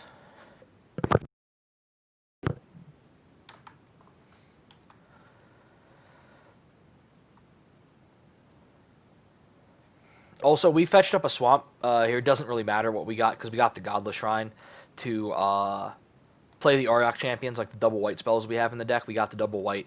And them being on Yorion, I made the guess that they're not on a Blood Moon deck, so not to play around Blood Moon. And if it was the Days of Astrolabe, I probably would have grabbed a Plains just to be safe. But I actually don't know. If it was the Days of Astrolabe, I don't think this deck would be viable, so probably wouldn't be playing it right now. But so a lot would be different right now, I guess. But yeah, so if it was the Days of Astrolabe, I'd be kind of thinking of Blood Moon, but without Astrolabe, I don't think there's any real chance they could be on it. So just shock out the Godless Shrine, and I believe our plan here is to, so plan here was thought they were going to kill Stoneforge, so we'd play Liliana. They did not. So now the plan is Flash and Batterskull, and then we're going to cling at their end step, or Fatal Push, if Fatal Push is better, depending upon what they do here. So at our end step, their Eladamri is calling for an Acidic Slime. So the decision points in this game, give all the viewers a warning, this game is going to be a very long, grindy game, much like this match anyway. The games we play in this match are super long and grindy, much like match number 1. And clock may be a factor in this one too. So they grab an Acidic Slime. This pretty much guarantees that it's the Soulherder version of the deck, with, like, they're going to start bouncing a bunch of stuff and everything. They're on at minimum, I guess minimum they're Naya. So no, they have to be 4-color because Soulherders are blue. Yeah. So they're minimum 4-color. They're Blacklist Soulherder. Acidic Slime's pretty good against us when we're on the Stoneforge plan. Looks pretty bad against the Lingering Soul Gideon plan, but pretty good versus the Stoneforge plan. So their end step. We'll see what we do here. So they shock in a Breeding Pool. This is really good too. This is actually really good for us because they play out a Eternal Witness. Very cool artwork on the Eternal Witness, by the way. I actually like the card a lot. Play out the Eternal Witness. The trigger on the stack, we get to cling the Eladamri's Call, making it a 3-mana Savannah Lions. Hope you like your Savannah Lions, OP. Cost a whole lot of mana. No, that was a really good play for us. We draw a Swamp, not the worst draw, not the best draw. Getting to land number 4, getting the theoretical Gideon online, getting the theoretical equip with the Batterskull is definitely good for this deck to do in general. So at their end step, we flash in the, believe we flash in the Batterskull? Yeah, flash in the Batterskull here. definitely the right call, I think. So they're 2 mana away and 2 turns away from being able to Acidic Slime. And this is an interesting, semi-interesting spot in terms of decision points with this. Because basically what we decide is we're just going to try and flood the board with targets for this Acidic Slime. So giving them the highest chance to effectively make the wrong decision as to what to kill and what enchantment or artifact to destroy. So this turn we're gonna put down and equip I believe we're gonna play and equip Sword of Fire and Ice. Yeah, so we're gonna put it down and equip it to the Batterskull. Next turn, whether we draw a land or not, we're gonna put Bitterblossom down. Really make them think about what they want to take out. And if they take out the Batterskull, we can equip the sword to the Bitterblossom, start flying over things, start drawing cards, start shocking things. If they want to take out the Batterskull, if they want to take out the Bitterblossom, then we got our massive Germ token. If they want to take out the Sword of Fire and Ice, we can do the same thing with the Batterskull on the Bitterblossom tokens, or we can just keep swinging in with the Germ. Like any way you cut it, it's a pretty great position we're in right now. Getting real aggro with the Stoneforge Mystic. I say aggro with it, like, unfortunately this is probably the quickest we can really be with it. So opponent does do the correct thing in chump blocks, because if they didn't chump block Eternal Witness would just be shocked, so there's no point in letting that go through. But we'll gain 6 life. Opli plays the Prismatic Vista.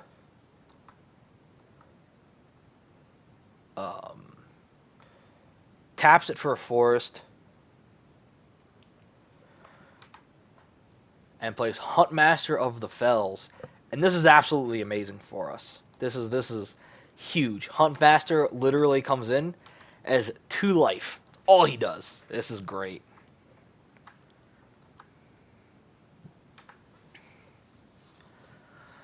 And it also really plays into our hand super nicely. Fatal Push is an amazing draw. So, game plan here. Fatal Push the Wolf token. Swing past the Huntmaster with Pro Red on the Germ, and shock him at the trigger from the sword.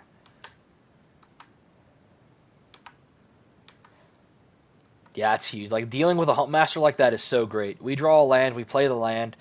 So, interesting decision point, like I said earlier, we could start going on the Liliana plan, which is definitely a good plan, definitely a good thing to do, probably one of the best things in the deck just in general. But we, like I said, I decided to go, I think this was a we decision, not just me going off on my own, but we decided to go Bitterblossom to try and give them as big of a chance as possible to make a mistake with the Acidic Slime as to what to kill, and basically, like, give them as many targets. If they, like, realistically, I think we want them to kill Bitterblossom at this point, but whatever they kill, we're pretty happy with in this scenario, and we're holding up push this way, so if they play something else too. Well, I guess they wouldn't be able to play something else, but in case they do something instead of the slime, we're holding up push this way. And they play out a Hierarchs. They did not find the land. And they play a Soulherder. Confirmed they are on Blacklist Soulherder. So we're just going to push the Hierarch. Shut down that possible Acidic Slime. Make ourselves a Fairy Rogue. So then here we draw a land. Swing in straight past him with the Pro Batterskull. Shock the Soulherder, of course. Don't even need to use our removal in hand. We got a Sword of Fire and Ice, raring to go. And it was that. Opponent concedes. Of course, we could go Liliana, start discarding. No need to worry. OP concedes. Super dominant performance from the deck against, like I said, what is really a nightmare matchup. We just didn't let them get going at all. We got under them, got aggro with the Stoneforge Mystic. We're going in with the fully equipped Batterskull by turn 4. It was super good. They had no way to really slow us down at all. Their only real interaction was way too slow. And yeah, beautiful artwork by Seb McKinnon, by the way. Beautiful, beautiful card. But yeah, no, it was super great. Really getting in there. Great performance from the deck. Time for game number. So, here we are for game 2. look at a sideboard. Some sideboardage action going on here. I wasn't really super positive on the sideboard plan we did. We took out Bikini Girl, aka Auriok Champion, aka MVP of Naya Blade matchups, right? We pulled her. She's just like, theoretically, with their infinite bouncing and blinking of creatures, we could gain a whole lot of life off of her. But if they're doing that, we're probably losing, right? Like, we aren't going to win. But, like, we aren't going to win that fight, right? If they blink Thragtusk 7 times and we gain 7 life, they've just gained 35 life and have 7 3/3 beasts now, right? So it's like, we aren't going to win that fight. Like, the life gain here is just not really doing it for us. Celestial Purge literally hits basically nothing. Liliana of the Veil, kind of slow, kind of dirty. Edict is not going to be super great in most places, even though it was game 1. It's just not going to be super... Well, it would have been good in game 1 for a lot of the positions we were in. Just not going to be good in majority of the time. Cut Lingering Souls. Cut 2 of them, just slow, dirtily card. None of the token generation is really good. Cutting the champions made me very hesitant on cutting other threats, because this is a lot of our threat output is like these cards right here. Very sad, isn't that? A little slow out threat output, but it is a lot of it. So only cut 2 souls. Kept Bitterblossom just because it's cheaper, a little quicker, and we really want to be fast with this matchup. Plague Men looked great. Plague Men look absolutely amazing in this matchup.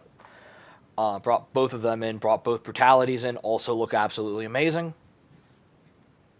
And brought in a single Ashiok to hedge against their search effects, basically, was the main reason, was just to hedge against search effects with the Ashiok. What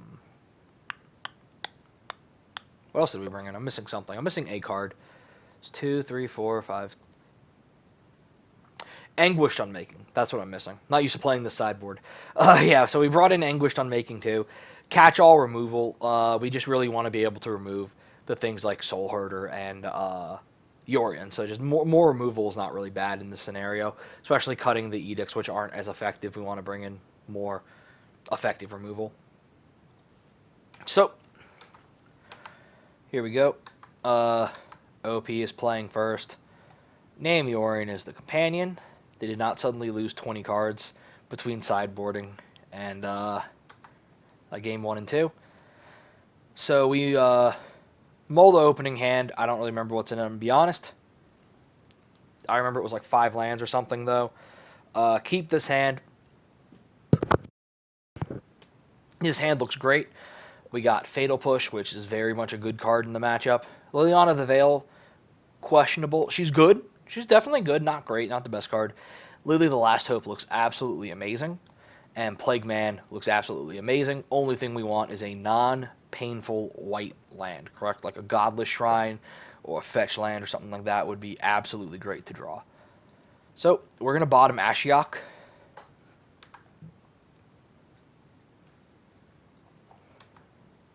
They're going to play at a Wooded Foothills. And, boom. Ask and ye shall receive with the basic plains. You absolutely love to see it. Fetch up a tapped Temple Guard. We have the Swamp. Holding up Fatal Push against the theoretical 1 or 2 drop they go here. They could be on the Stoneforge package. They could be on a lot here. And we find they're on Wall of Blossoms. So they're drawing a card, getting a little value. End step, I think we're just going to push this. Yeah, we're just going to push this. We have a lot of 2-drops in the deck. Want to clear up the hand to be able to play one if we find one. We find a Brutality. Thought to just duressing here. Don't really like it, though. We want to be able to, keep it from a little more of an high impact play than just a possible whiff off a duress, right? OP plays another Wooded Foothills, another Onslaught Wooded Foothills, and they do nothing else. So they're just sitting around, and this is exactly how we win this matchup, is them just sitting around. So we draw a Fetch land, which is another really good draw. And we play Lily the Veil. Didn't remember which Liliana we played first. Play Liliana of the Veil. Start going on the Lily game plan. Thought between both of these. Obviously, we have 4 mana plays. Obviously, we have 4 or 5 like Batterskull, Gideon. We have some very mana-hungry cards like Stoneforge Mystic and Lingering Souls. Though less of them now in Game 2 than we did in Game 1 with our sideboarding. Brutality is not really doing anything right now. But, so question between basically these two. We decided to keep Brutality just higher upside to Brutality right now. Where it's like if they play a Mana Dork, they're probably on Ice Fang, they're probably on the other Snake. Like I said, possible Stoneforge Mystic. Is it Status Caster? Good thing we sideboarded away from Lingering Souls, right? This thing would just destroy that. But yeah, so it's stuff like that where,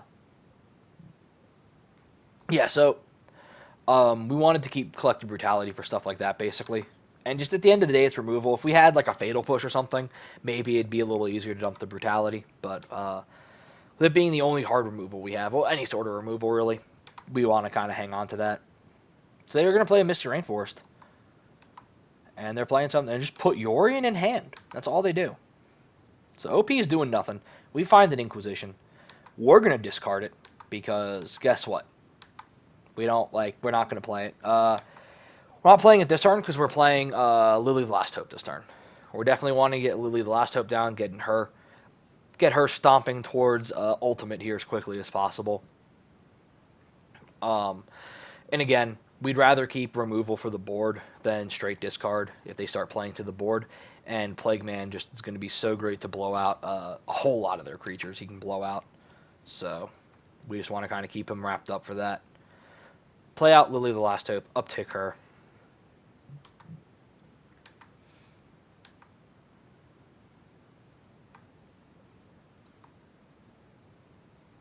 Hope I'm doing good enough at explaining all of this. I'm trying to explain all the lines as they're coming up.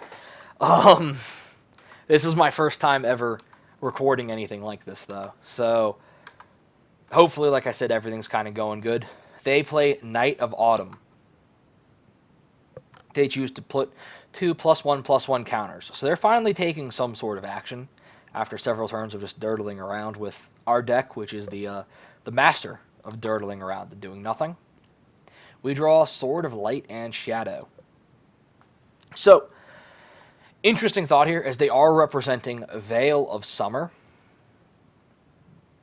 Interesting thought as to how to remove this.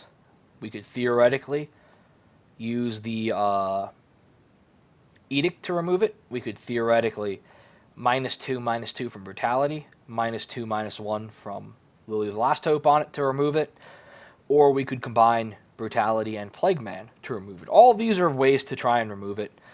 And of course, if we have to Edict, though, we're getting away from the -6 on Lily the Veil, the ult off of the Veil. So we choose to go -2/-1, see if we draw out a Veil of Summer or anything like that. It works. Okay. Then we go Edict effect. See if we draw out a Veil. And the reason we do this time is we Edict with the game plan of, if they Veil of Summer, play him as a blocker, and this is going to be a 1/1, so it doesn't even kill Plague Man next turn. Like, it'll be a 1/1 on their next turn, doesn't even kill Plague Man, so it'd be super great. But instead of doing that, OP flashes out an Ice Fang Coatl. So they use up all their mana, no longer representing Veil of Summer, aka the worst card ever printed in Magic the Gathering, that I actively hate, like, constantly. They decide to sack the Ice Fang Coatl, so we're maximally rewarded for our, for the way we, maximally rewarded for the way that we took that, the way we attempted to do that. Yeah, so since they're no longer representing Veil, we just go with Brutality, -2/-2. Get the kill while we can. We've taken out both of their creatures. They no longer have any threats on the battlefield, which is really good for us. They do nothing. They just sit. So, I definitely misplay here. I'm not going to sugarcoat it. I see them do nothing and go, wow, they have 5 cards in hand. They're just dumb. And go, I'm going to sit here and do nothing too. Uptake my Planeswalkers and accrue value. Maybe Lotus's Dan, on the other hand, sitting there going, you know, they probably have a Chord of Calling. They're going to Chord for a 2-drop like Charming Prince, and he's going to be able to attack our Lilianas. I, of course, go, nah, they don't have that. They're just sitting there doing nothing. So I discard this Field of Ruin and play out Sword of Light and Shadow. And they discard an Aether Vial to Lily the Veil. Yeah, I play out Sword of Light and Shadow and say, you want to do nothing? I can do nothing too. Again, would have been, objectively speaking, better to play out Plague Man. Probably blindly naming Snake. Because we know that they have probably 8 snakes in the deck that all draw a card upon entering. So they probably are running all 8 of them. So probably be the best name, just blindly name. Play him out as a blocker against the possible Chord, which they do have.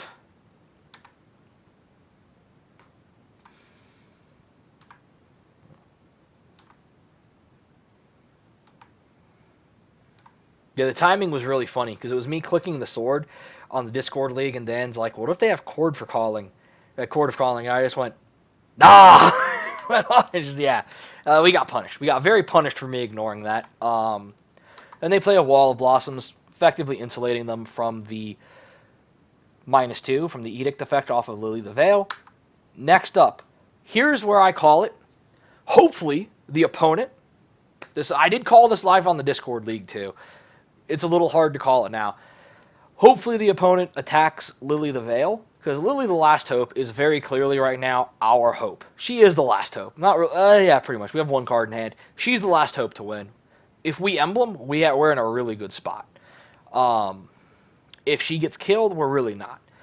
OP attacks Liliana of the Veil. I am super happy about this. Because I remember we were sitting there. Oh, Lily Last Hope. Nope. He's going to attack Lily the Veil. He's going to get caught in by like this being the card these decks normally play, the super powerhouse. He was drawn into her, hits her, takes her down to 2. Well, I'm okay with that because guess what? Lily the Last Hope gets to survive. So she's only 2 turns away from embleming, and they only have 1 threat on the board that actually can hurt her. So, and it's here that we. So I downtick on. So I uptick. I also misplay here pretty badly. Again, pretty bad misplay by me. Should not have upticked first. Should have done this last. But I uptick on Charming Prince because the uptick plus Plague Engineer will kill Charming Prince. So put down Plague Man. In response, OP ephemerates Charming Prince, getting some value, drawing a card off of a Wall of Blossoms. And I put Plague Man in, naming Bird, just to get a clean kill, get a clean 1-for-1 at least. And I'm putting up the putting up the blocker, and we do not uptick Liliana of the Veil because really don't want to lose the Stoneforge Mystic right now. Because right now it's looking like not sure about being able to ult Liliana the Last Hope. And if I don't get the ult off, we really need the Stoneforge Mystic to try and recoup because just the insane amount of value they just got. They just drew that Ephemerate was effectively just a draw 2. That's all that did. It kept, not only did it keep this creature alive, it effectively just drew them 2 cards. So, super powerful stuff they're doing. And like I said, normally, we take the trade here, because they're going into Liliana the Last Hope now. We cannot let him do that. We have to hope that he doesn't have any sort of a Lightning Bolt or Lightning Helix or whatever. We just gotta hope he's dead in the water right now, because there really is no other way we can get back into this game other than Lily the Last Hope. And so he plays Coiling Oracle, so that is confirmed. He is running all 8 snakes. We draw second Plague Man. We open up with the emblem. We got it going. Then we play Plague Man, naming Snake. And that is 1 snake. That was my bad guy from, I forgot the name of the show now. What is it? The thing with the puppets. The Sesame Street. The vampire who counts things. There's this bad impression of him. But yeah, so we kill a snake. Sorry about that. Then we Edict Liliana of the Veil, trading her in for a Wall of Blossoms just to shut down any more value they have. Then they throw the Ice Fang Coatl straight into the Plague Man, drawing a card but losing the Ice Fang. And count them, that's 2 snakes down to Plague Man. And while speaking of 2, we also make 2 zombies with Lily the Last Hope at the end step. Lily the Last Hope emblem. Any of you not aware of this? This is one of the reasons I love this card. I love the feeling of playing this emblem and just like in like 3 turns you just have such a massive field. It's amazing. Yeah, how does this deck like my Field of the Dead? Creating a bunch of zombies.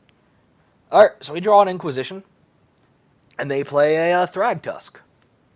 So again, Thragtusk is a hard card normally for mid-range decks to deal with. It's really powerful, really does a lot of stuff. Well, we fortunately don't really have to deal with it right now because we got the emblem going. And they have an Ephemerate, super powerful card, super scary card.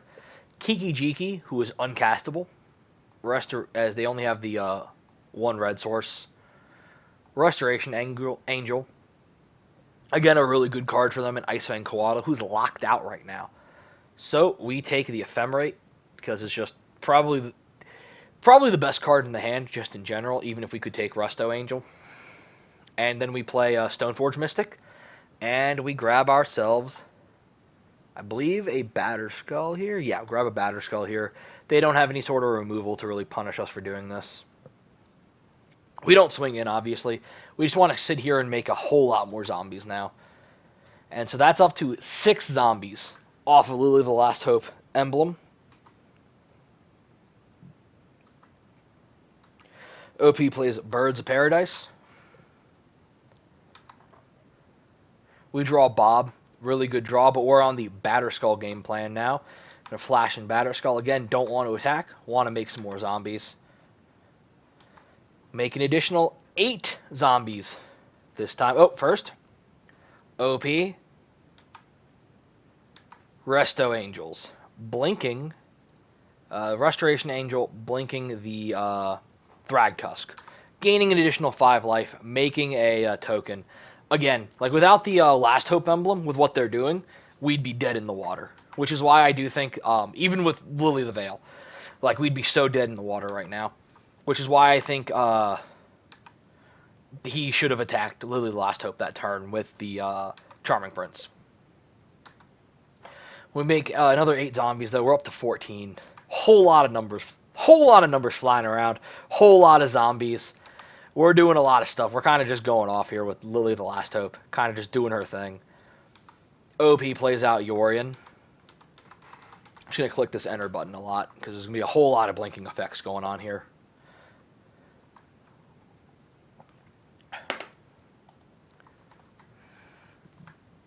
Yeah, so he's going to gain some life.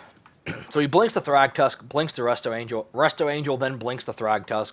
So he gets 2 triggers off of Thragtusk. So gains 10 life, gains a bunch, makes 2 beasts. We flash in Batterskull. Boom. That's our end step action. You gained 10 life and made 2 3/3s. We got a 4/4 lifelink Vigilance.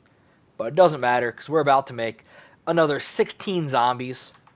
Hook up the sword to the Germ. We swing in, offering the trade of 2 beasts. Because in all honesty, I don't think it matters at this point. We have so many zombies and are going to have so many zombies. He lets it happen. So we get a second Plague Engineer and gain 9 life. Play out Bob. After I tap properly, of course. Then we make another 16 zombies. First, he plays out the Ice Fang Coatl. Straight into our Plague Engineer. Oh.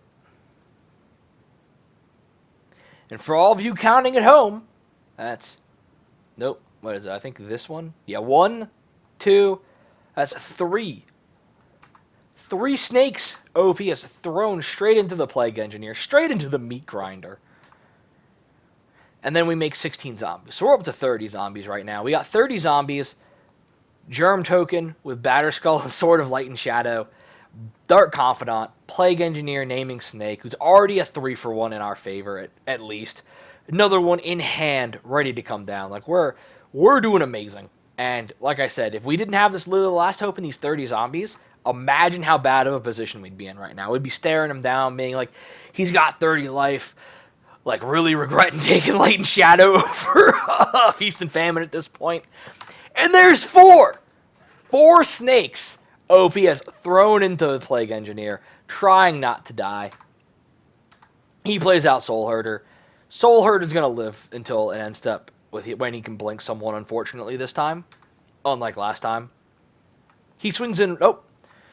He thinks about swinging in, and then he changes his mind. And he blinks out Resto Angel with Soulherder. Gets a counter on Soulherder. Blinks out the Thragtusk with the Resto Angel. Gets a counter, another counter on Soulherder. Gets some more life. Gets some more Beast tokens. We cling. Then we Plague Engineer naming Beast. Because now is the hour for our zombies to swing in. For the zombage to go. Now is the hour.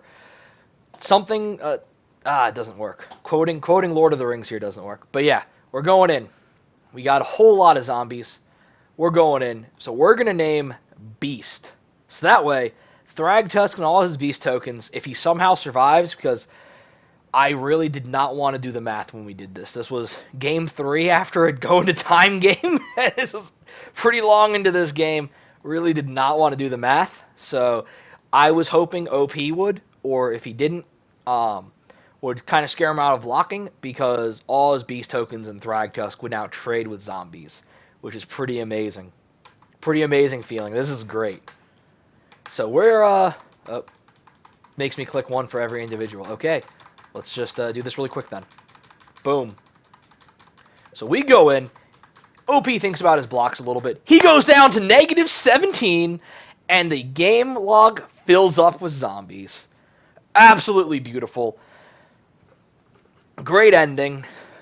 You love to see it. And again, if we didn't have the Lily the Last Hope with the emblem there, like, we really were in a bad spot. But the emblem really dug us out, and that was absolutely amazing. That was game 3. Again, super hyped. I was going nuts in the Discord chat. Like, we were going nuts. It was great. So fun.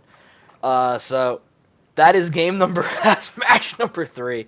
We've taken down one of the nightmare matchups. I got to be honest, for Deadguy, Yorion is a very hard matchup. We've taken them down though, and we're going into game number 4, 2-1. And welcome to match number 4. I said it right. I got it right.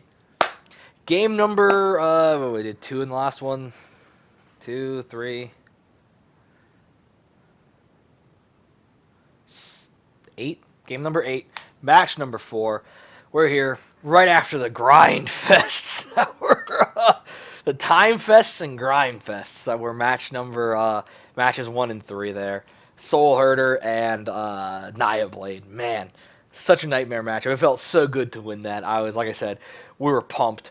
Deck was firing on like half cylinders.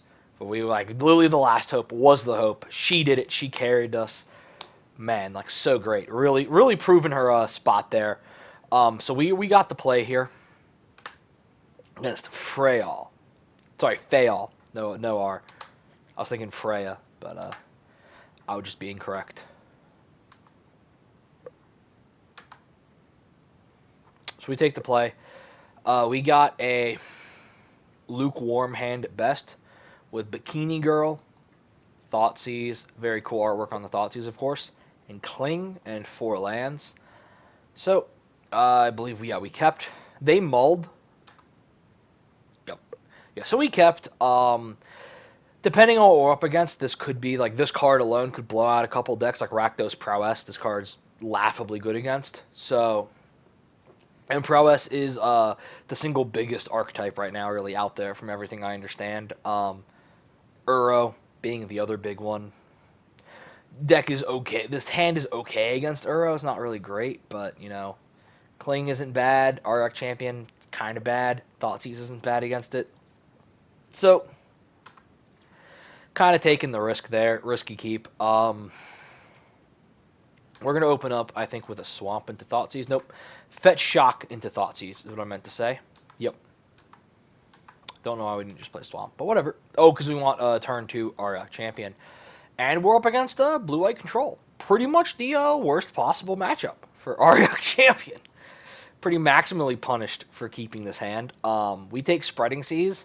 We get shown Path to Exile, Force of Negation, land, fast land that Seachrome Coast, big fan of. Like the artwork a lot on that. Hallowed Fountain, less of a fan of. And Force of Negation. We take Spreading Seas just to stop them from screwing with our mana at all, but also with Little Teferi and the bounce, it becomes a real value engine with drawing multiple cards, bouncing it from land to land, depending upon like what's best for them at the moment. So we just took that right off the bat. Of course, would have rather taken like the Teferi or something like that, right? But didn't have it in their hands. So we're gonna keep on. We're gonna keep on game plan though, and we're gonna ask OP if they feel like Path to Exiling. Oh, first, could have probably grabbed the basic there since we have so many in the deck, but they do tax basics with a presumably playset of Paths and a presumably full playset of Field of Ruins.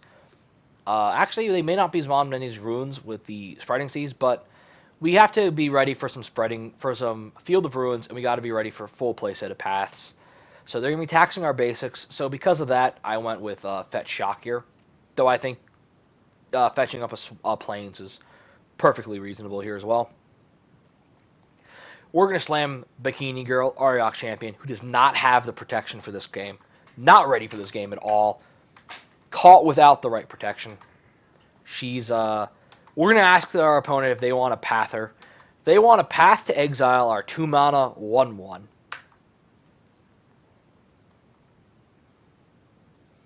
With no other real relevant text this game.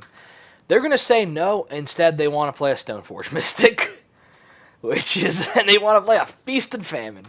Which is a lot worse for us than just them pathing our 2 mana 1/1. Without much other relevant text, right? We draw Liliana of the Veil, which is pretty great, though. Real question whether or not we wanted to jam Souls or Lily the Veil. Both have pretty strong merit here. Lily of the Veil has a lot higher ceiling. Has a much higher ceiling with being able to edict away their only creature, stranding their sword effectively, like in hand or on the battlefield, completely, pretty much useless. So that'd definitely be good. Souls, on the other hand, is Lingering Souls, and if they feel like countering that, then who really wins? Let me ask you that. Who really wins that game if they feel like wasting a Force of Negation, but they feel like blowing both their Force of Negations on Lingering Souls? So, strong thoughts both ways. We decided to go with Liliana of the Veil because of the high ceiling. They force dumping a Spell Snare. They got 1 force in hand, and we know their entire hand. We cannot attack, unfortunately, into the Stoneforge Mystic, as she is slightly thicker than our Auriok Champion. So they're going to flash in the sword now, no matter what. Little unfortunate that happened. Of course, we draw the Fatal Push like 1 turn too late, right? That's how it normally goes. So we're going to just Lingering Souls it up and ask the question, do they feel like countering our Lingering Souls? And the answer is no. OP is not going to throw away a card there, right? And we will wait. We're going to wait for them to take the first move here to tap out, just in case they have like Mana Leak or Remand or something like that, right? They could play instead. And they're going to go ahead and flash in the sword, and in response, we're going to push the Mystic, stranding the sword on hand. And they instead exile Shark Typhoon to counter it. So they burned through a whole lot of resources here, stopping us from killing Stoneforge, and we got chump blockers for days to stop this sword from connecting with us. That's kind of all we're doing right now, is we got a whole lot of dudes that are going to do absolutely nothing to win us this game. So we're very happy to throw them in front of the Stoneforge Mystic at this point.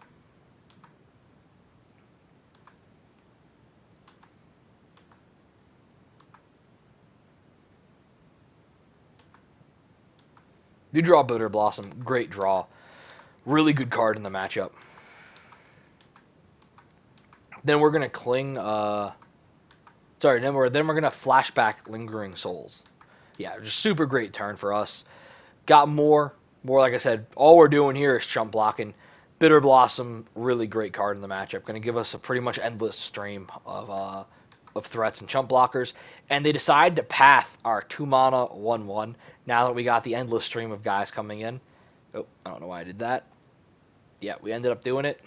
And we fetched out, I believe, a Plains. Yep. No real thought into why specifically a Plains versus something else. Either one was pretty viable there. Just chump block the Stoneforge, like I said. It's all we're kind of doing right now. Make a rogue. We'll cling. We path the Stoneforge Mystic. Super great find.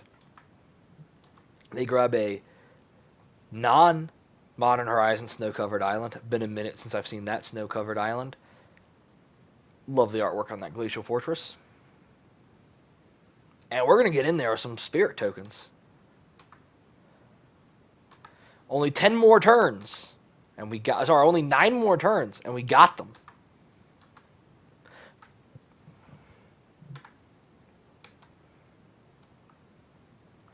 So we go for the clearing crack here at the end to grab another Fatal Push. Not the best card in general in the matchup, but hopefully can snag a Shark Typhoon or whatever they go for. We draw a Liliana of the Veil. I don't remember if we do it or not. We go in for 3 damage. Our clock is getting 1 more every turn. They have a small number of turns before we win, and we do go for it. And it lands. We discard a Fatal Push. We're pretty happy to do that. OP discards on Thin Ice. Don't feel like wasting a card to deal with a 1/1 token. So that's the power of Lingering Souls right there. Is just it gives us insane value by our opponents not wanting to deal with it. And in all honesty, like if they deal with it, it's a win for us because they're not dealing with a Stoneforge Mystic or something like that, or a Liliana of the Veil. They're going to Spreading Seas the land we have up. Probably just doing it to draw a card. Not really anything we care about. We have plenty of mana, and they concede. So definitely a hard matchup again, but we were able to aggro them out with the Lingering Souls and the Bitterblossom. Really got them going. Yeah, see you in a minute for game number 2. And we're back. Game number 2 of match number 4. This is where it turns into a real slugfest, real grindfest yet again. Like I said, this league was about a 4-hour league total. It was a whole lot. Yeah, so we mulliganed the hand. That was a 5-lander, Lily of the Veil, and Cling to Dust. That's the name I'm looking for. Cling to Dust. Doesn't really do, just doesn't do enough against these guys. We need to be pretty proactive. So we'll keep this bottom Sword of Light and Shadow, worst equipment in the deck in this matchup. Pretty hands down. Let's go ahead and show you sideboard here. Get some sideboardage going on. Cut 1 champion, kept 1 in, mainly just because she's done so well, and I don't know, card's kind of cool. There really wasn't much more that we wanted in anyway, so it was one of those things where it's like, we could have a Spellbomb. It's like, she does just as good. They play enough creatures. If we go on the token plan, she'd be kind of decent. She blocks the Batterskull germ token, so yeah. Celestial Purge, pretty much worthless. We cut 2 Fatal Pushes, just because we don't want to be too overrun with removal here. And we bring in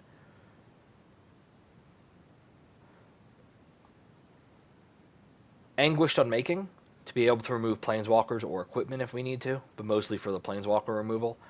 And double Cobrew, because Brutality hits the Stoneforge Mystics as well as smaller sharks, but the Duress mode is also very viable against them. So, we bottom the sword, P goes Flooded Strand and pass.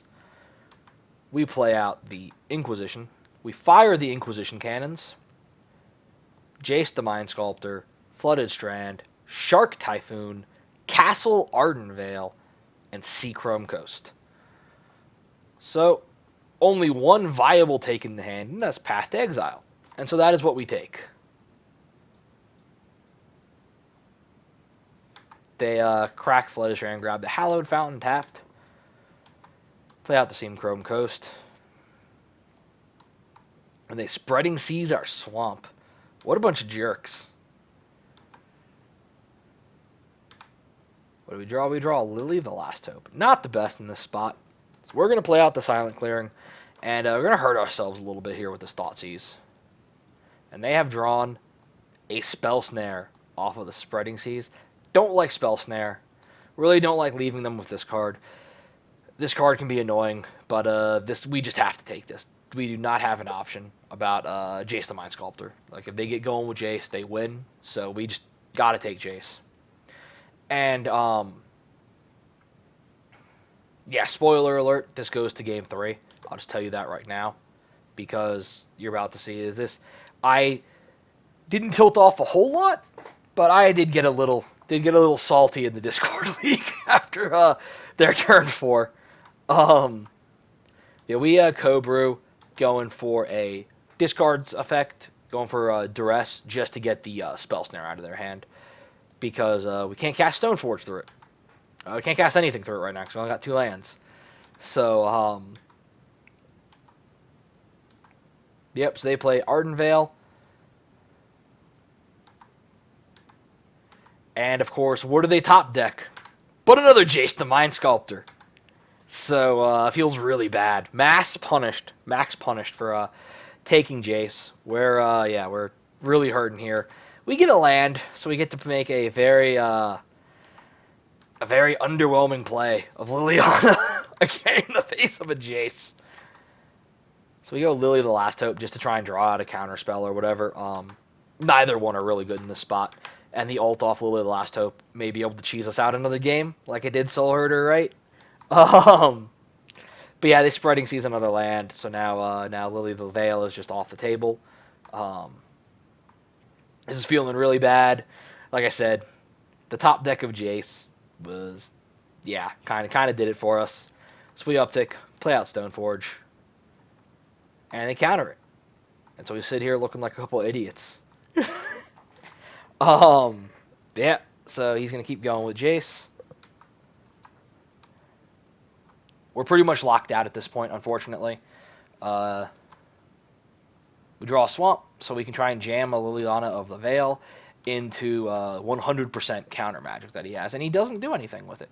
So then we, though he has a Shark Typhoon, and the Shark Typhoon can actually kill Lily the Last Hope when he plays it. So we decide to mill with Lily the Last Hope, and I should probably have actually explained that more. Yeah, so they have a Shark Typhoon in hand. I didn't do the math. Like I said, I was kind of tilting off. I was like, Jace, like this is terrible. Maybe Lotus's Dan and Guy. Yawgmoth was actually the guy who caught this. Guy Catalan from South Carolina. Guy, I think it was South Carolina. Anyway, Guy caught the Shark Typhoon and killing Lily the Last Hope. So I should have held up Fatal Push. Guess what? I didn't do it because he said it as I cast Lily the Veil. So I was like, oh, whoops. So Lily the Last Hope was dying either way. Figured may as well get a little bit of value out of her before she goes down to a shark. To Sharknado, the movie, right? Yeah, so that felt really bad. The Last Hope, unfortunately, kind of ended out there. Both in card name and in spirit. Oh, let's clear that out. Give a little more space for the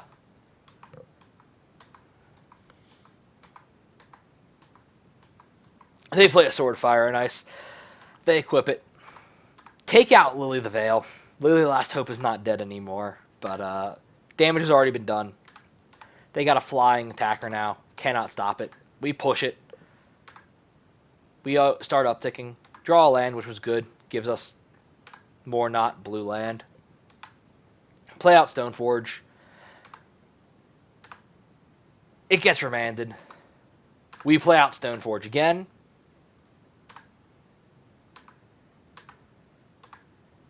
And we fetch up our final piece of equipment. Oh yeah, because we milled... Right, whoops. We milled the Sword of Fire and Ice, which is the piece of equipment we really wanted, with the Last Hope, when we did the -2 to buy back Stoneforge. So that was a little unfortunate coincidence there. But this Jace, the Mind Sculptor, is just burying us in value right now. So they find their own Stoneforge Mystic. Fetch up a Feast and Famine. And they purge the Last Hope. Play out a second Stoneforge and fetch up Batterskull. We find a land. Oh, sorry. My apologies. There we go. We find a land. Play out Light and Shadow. In response, he remands it. So the game plan here was going to be play out Light and Shadow, equip, swing into Jace to kill Jace because Stoneforge would be 3-3, well 3-4, and be pro from these guys. But since he countered it, we're now on the Flash and Batterskull plan, which is a far worse plan here. Actually, neither plan is good here, considering how much we're behind. But, yep, so, plays out a Field of Ruin. Spreading Seas, another one of our lands.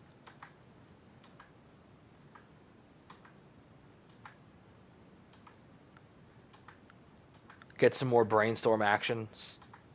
Equips to the Stoneforge. Swings in. We just have to hope he has no counterplay to this whatsoever. We flash in Batterskull. Go to block. Like I said, we literally have to hope he has no counterplay, and he just straight forgot that we fetched Batterskull. We just have to hope he does not realize we have Batterskull in hand. And, yeah, it's kind of looking like that way. Looking like he didn't realize, which was really good for us. We draw a path, which is really good, if we can land it, of course. Put the Light and Shadow in. Go to equip the Light and Shadow. It is equipped. We go in for Jace. His constant brainstorming with 5 cards in hand are looking like he, in fact, does not have anything in hand.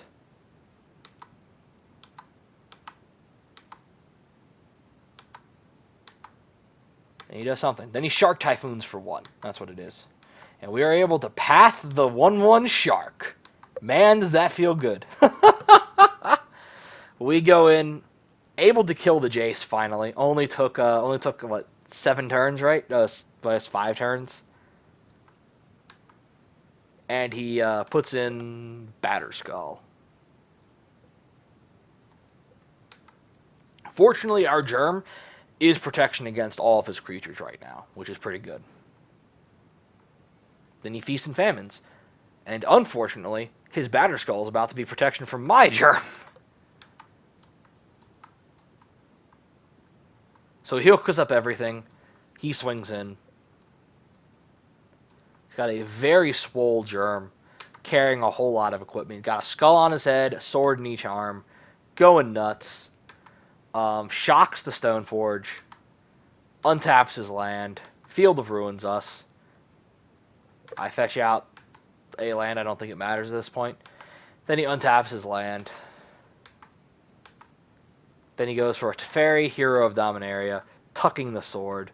And that is game. I believe I conceded here. I think I took the draw step and conceded.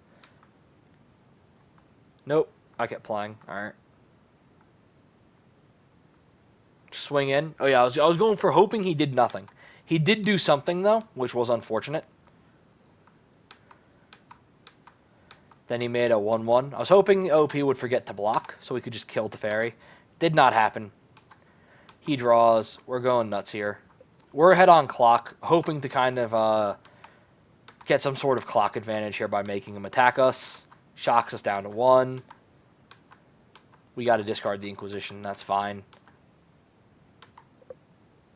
So we're making him play it out just for time, because time could be a factor in the next game. We're ahead on clock right now, and we want to keep it that way. So I think we just skip through the turn, make him attack us. Yeah, we just force him to attack us. Yep.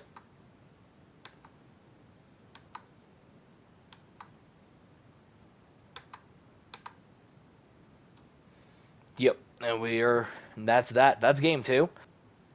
Let's pull up the sideboard here. Let's do this properly for once, right? Let's show you what actually happens, like, once. So, on game 3, bring in an Ashiok just to hedge against the search effects, right? Not really that good, but probably better than an Auriok Champion, to be honest. Also, pull out the Cling to Dusts for the second Brutality? No, sorry, we don't bring in an Ashiok. We just do the 2 Brutalities out. Bring in the second Ashiok. Take out the second Auriok for another Cobru. So he's got 2 Aurioks out, 2 Clings out, and 2 Push out. We got Anguished Unmaking, 2 Collective Brutalities, and we brought in Fulminators. That's what we did on the play. That was the last 3. I'm trying to work out in my head. Yo. We brought in 3 Fulminator Mages too. Try to go on a little bit of the land destruction plan, because they do not have any Veil of Summers. So Fulmi cannot be blown out. We have a pretty slow, kind of awkward hand. Would really like a threat here, but it's definitely a keep. Turn 1, discard with Liliana of the Veil against this deck is really good. They show us Stoneforge, Sword of Fire and Ice, Path to Exile, and 3 lands. We take Feast and Famine, just because we don't really have answers to resolve swords, and that is the most annoying for us to deal with, because we can just chump block Fire and Ice with anything in our deck, whereas Feast and Famine we have to have Lingering Soul tokens, basically. Stoneforge Mystic, they fetch up Batterskull, it sits in hand until they get 5 mana, that's kind of whatever, because they go Stoneforge Mystic, we play Liliana the next turn, and Edict, so kind of fine with that. So he goes Flooded Strand, we go Marsh Flats, play Marsh Flats, pass turn, does not crack at end step. Cracks at main phase. Main phase cracking the fetch. OP worried about them, that red splash for Blood Moon.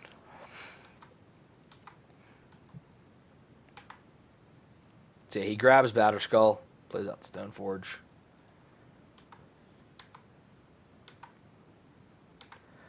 I, however, unlike OP, am not worried about a red splash from him with a splash for Blood Moon. So we're going on the Lily game plan here. Edicting Lily, killing the Stoneforge. Yep, so Batterskull can rot in hand. And OP is just going to put out the sword. So, like, we're in a great spot right now. We're in an absolutely amazing spot. OP is kind of doing nothing.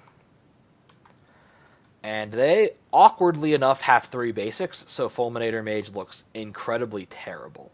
So we're going to uptick, discarding the Lingering Souls. Made a mistake. I should have discarded Fulminator Mage. 100% should have discarded him instead of the Lingering Souls, and then played the Lingering Souls. But instead, this way we flash back Souls. Like I said, just not very good on play on me, by me. He finds another Stoneforge, plays it for 0 value. Or I should have played Fulminator and left these. Like, whatever, I should have played the 3 mana play. I don't know why I didn't do that. Stop. How do I stop you? Okay. So, he equips the sword, passes turn. We edict him. So he has to sack the... Oh, and we draw another Fulminator.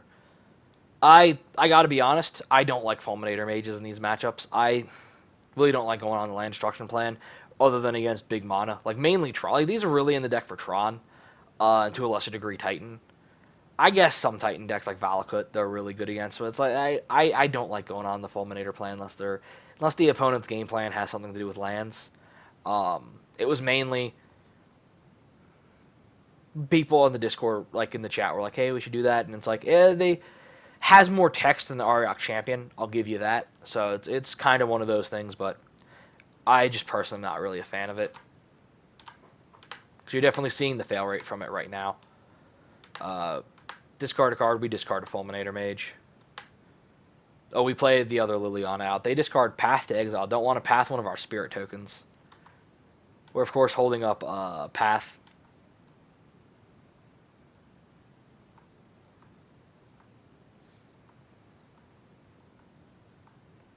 And they find Jace the Mind Sculptor.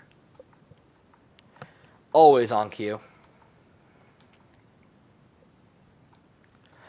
Fortunately, none of our misplays up to this point really has punished us. And the Fulminator in hand may actually have a target here soon, though I don't know if it's going to matter at 5 mana. Once they have 4, I feel like it doesn't really matter that much. So, discard, we're going to discard Inquisition, just because we can't cast it and Fulminator, and Fulminator is definitely what we're trying to cast here. So we go Fulminator, holding up the Path to Exile, swing into the Jace for 2, hopefully killing Jace next turn, because, yeah, Resolve Jace is really going to kill us. So we sack to kill the land, they path. Again, I misplayed there, should not have killed the land. I should have definitely left Fulminator around. I definitely misplayed there.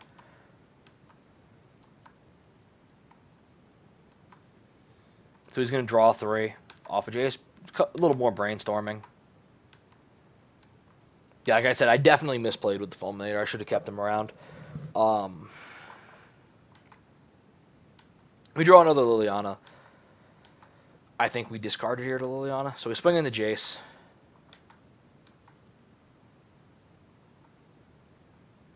Jace goes down to 1. We Field of Ruin the Arden Veil to stop him from being able to create 1/1 tokens with it, and to force the shuffle off of the Brainstorm.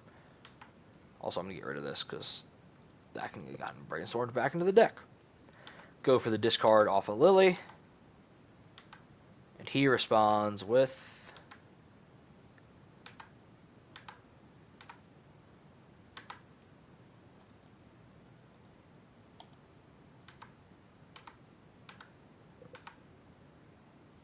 a 4/4 Shark. So a target for our Path to Exile. And we do that. So we discard Liliana of the Veil. Hit him with the Path. Our main phase just while he's tapped out to stop him from being able to stop that at all. He brainstorms. 2 cards in hand. What are they? Stoneforge Mystic. He's down to 5 minutes on the clock with Batterskull.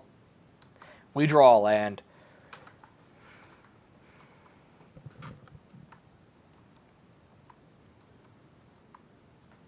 And he Cryptic bounces the Lily of the Veil.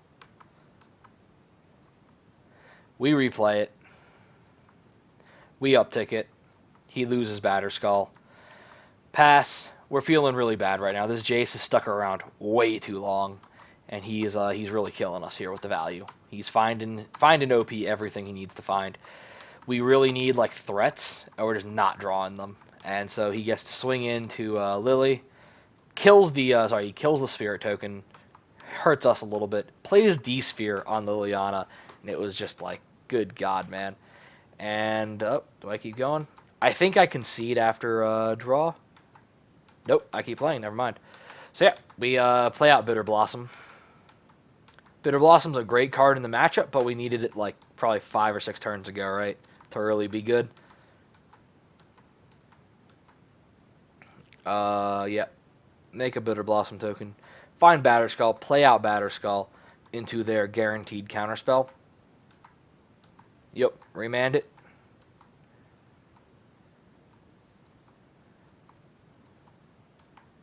They brainstorm again. Down to 2 minutes 30 on the clock.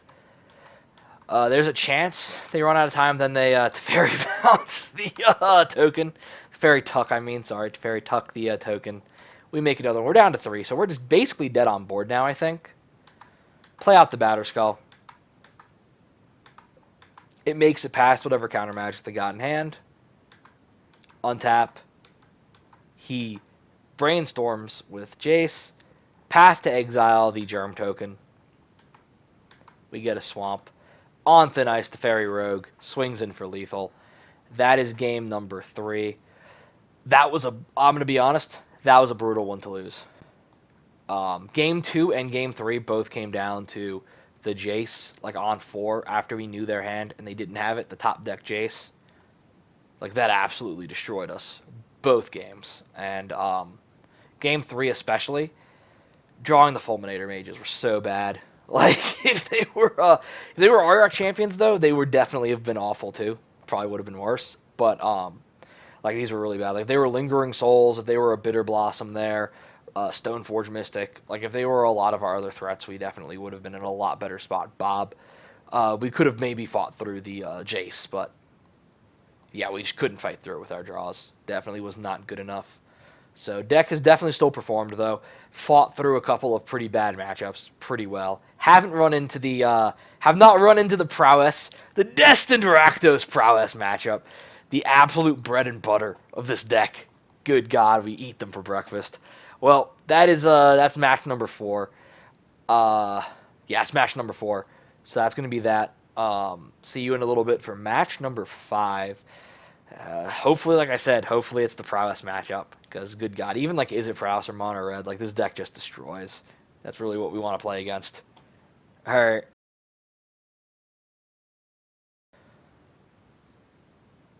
Welcome. Sorry.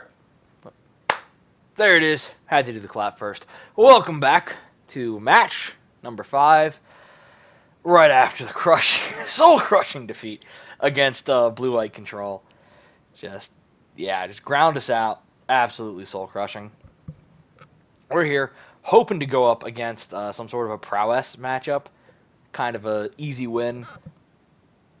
Or a slightly less good matchup would be like another fair mid-range type grindy matchup. Something like that would be pretty fun. We'd be able to get it. Hopefully cash the league, of course. So here we go into the final matchup.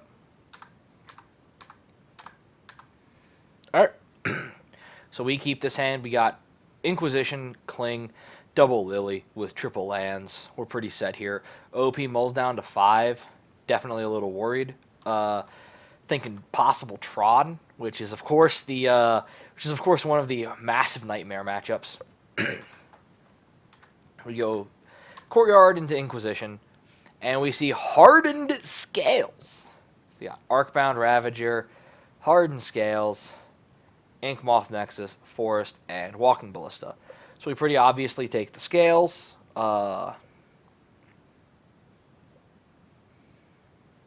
we just pretty obviously take the Scales there. This is... I know a lot of people say, oh, it's like a pretty decent matchup. I always have trouble with this matchup.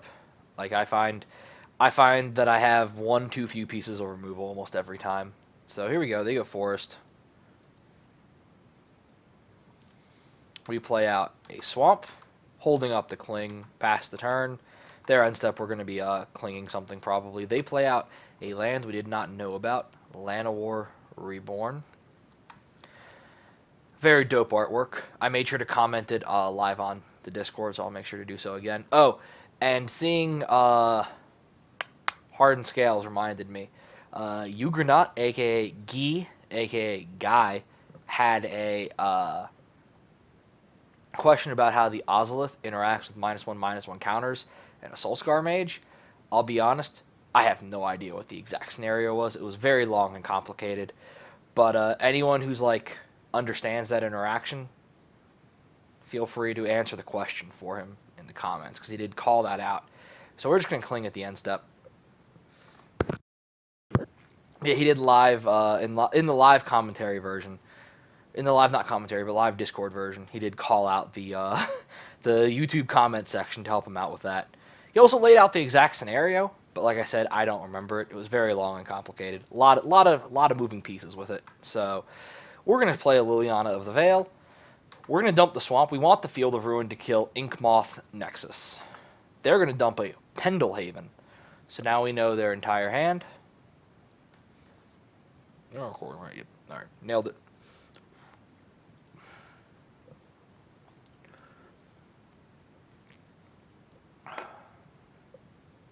They're going to play out the Yawgmoth Nexus.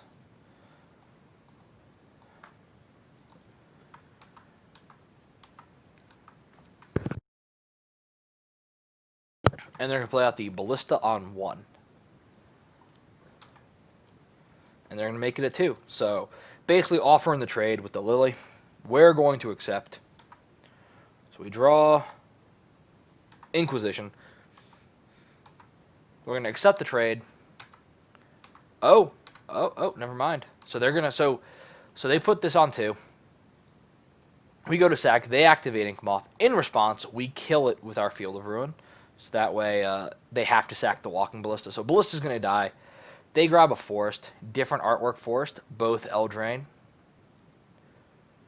And then they have to sack the Ballista. And they, of course, will ping Liliana twice to kill Liliana instead of just sacking it. So Liliana dies. And we Inquisition away the Ravager, leaving Nurturing Peatland left in hand. So we're feeling really good in this game so far. Crack Peatland, get an extra draw. Find the Ozolith. This is that card I was talking about earlier. Give you a second to read what it does. Whenever something dies, gives it its counters. It can move the counters at the beginning of the end step to any creature. So kind of does a whole lot. We're just gonna slam the next Lily. I don't remember. I think we don't uptick. I think so we were talking about dumping the Batterskull. I didn't want to dump Batterskull unless we had some other form of a clock. I definitely wanted to keep a way to win effectively in hand, at least. And don't do that. Yeah, I wanted to keep a way to win at least in hand, so we didn't dump Batterskull. They play Scrapyard Recombiner. Sorry, I've been drinking a Deadguy ale. So I've been doing this, and Piers is starting to get to me a little, as is the time. A little late. Yeah, Scrapyard Recombiner. A little bit there. Yeah. Anyway, never seen this before. This is a little bit of a wild innovation for this deck. Yeah, that's some sack and artifact, and he can search for a construct card. So, pretty dope though. Pretty dank. Unfortunately, it's a 3 mana, so we need the Revolt on the push. What do we draw? We draw an Auriok Champion. So we're going to dump the... So we're going to make him sack Scrapyard. So Ozolith gets a pair of counters, and we're going to play out the Champion. Holding up Fatal Push, of course.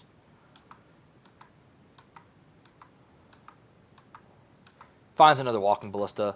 We gain a life. We push the Ballista. He pings off Liliana of the Veil. Liliana of the Veil is dead. We're up to 21 life. He does not give us the counters, the jerk. Try and be a little nice here, Raikau. That's how you pronounce your name. I apologize if not. But if it is, maybe try being a little nicer. Spread the love. Spread the counters. We draw another Lily. We have the Auriok Champion, which is theoretically a clock, so we're going to discard. We get an Arcbound Ravager out of their hand, which is huge. Unfortunately, we lose our own Batterskull, but only 19 turns left before we win, so we're in a great spot. With a Bikini Chick going in all the way. Ancient Stirrings. Arcbound Ravager. They'll play it out. Empty-handed. Give it some counters. We find a land. We make them sack it.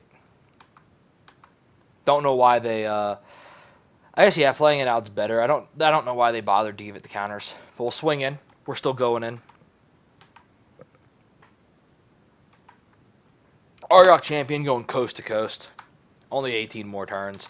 They find Phyrexia's Core, which is a nightmare for us, because they can undo the damage, of course. Auriok Champion does, unless he decides to give us a counter, which he does not do. And so we'll end step Cling. And, see, I'm a beast, so I accidentally targeted my own Inquisition, because, again, during the league itself, so it does nothing, because then I exiled the card it countered. I targeted. So, during the league itself, I,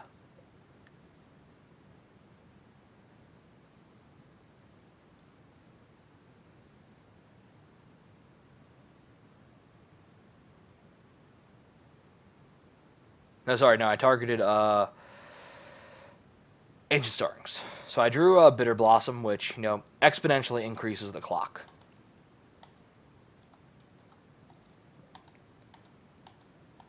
We uptick, swing in for 1, and we're going to start making some 1/1s here. And I'm not going to untap this just because they do have 3 drops. They've shown us 3 drops, so just to keep Revolt up. Ancient Stirrings, they find a Walking Ballista. So now they can ping down our Auriok Champion, unfortunately.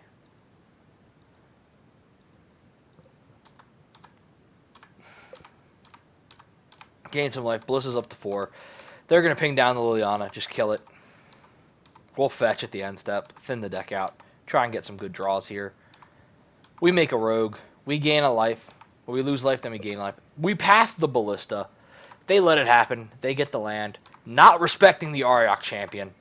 Getting back in there. Look at that. Down to 16. Welding Jar.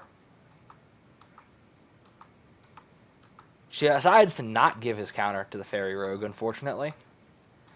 So here's where I accidentally, this is where I do it. Yep. So I clinged to my own thing, didn't draw a card because of it. During the league too, I was drinking some Deadguy. I was enjoying some Deadguy ale while enjoying the Deadguy ale. It was a little unfortunate, a little bit of a misclick there. Find a land, pretty unfortunate. Getting in there for 2. Auriok Champion, of course, going coast to coast.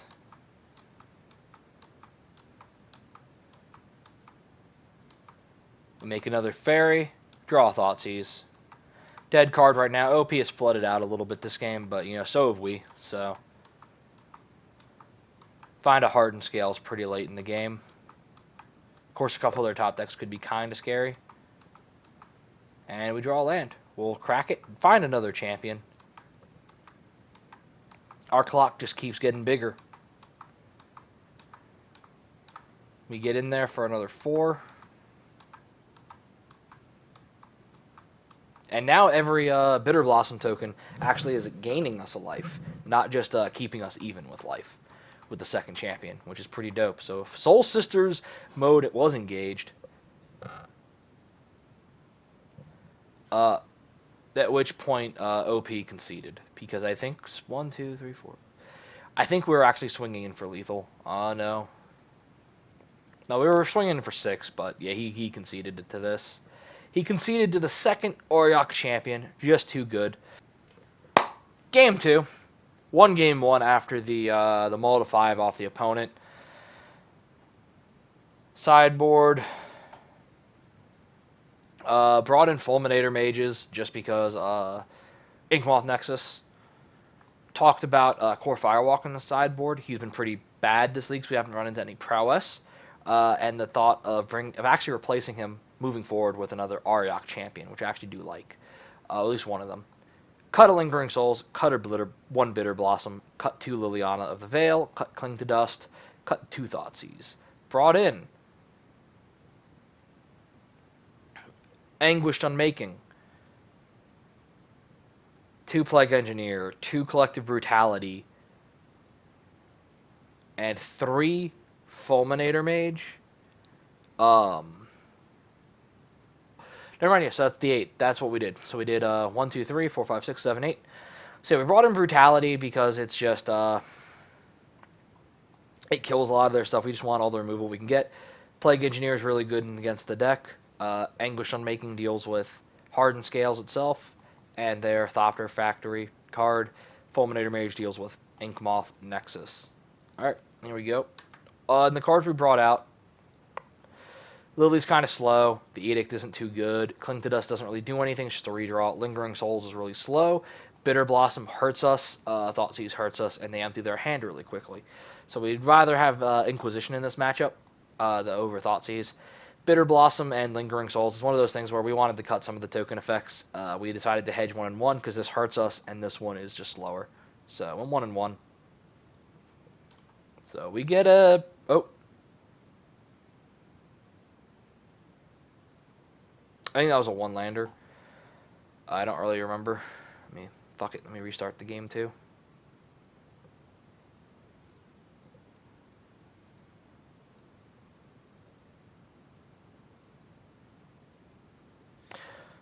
Welcome back to game 2.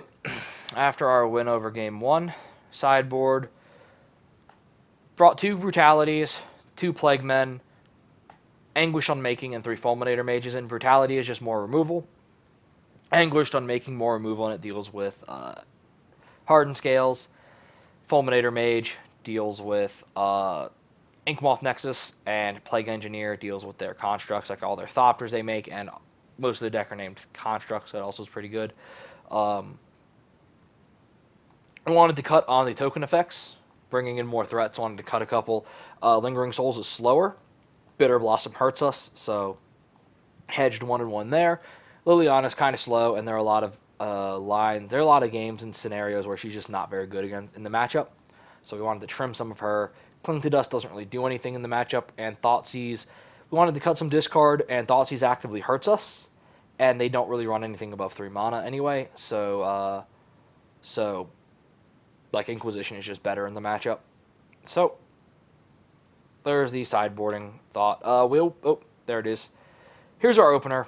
It'd be pretty good against like blue-white control, but against Hardened Scales it just doesn't do much. We just kind of lose if they do what they want to do. So we need interaction. Find a little bit. We'd love a threat here, but we're gonna keep bottom the sword. A little bit of a land-heavy hand. They go forest and pass. Play out swamp and pass. Oh, yeah, because of Veil of Summer. We want to play around Veil of Summer because that card is terrible. And they go Arcbound, Ravager, and Ozolith. So we push it before the Ozolith comes so it doesn't get any counters. Then they have tapped out, so we Veil of Summer, and we are rewarded because they had it. Holding on to Veil and Walking Ballista.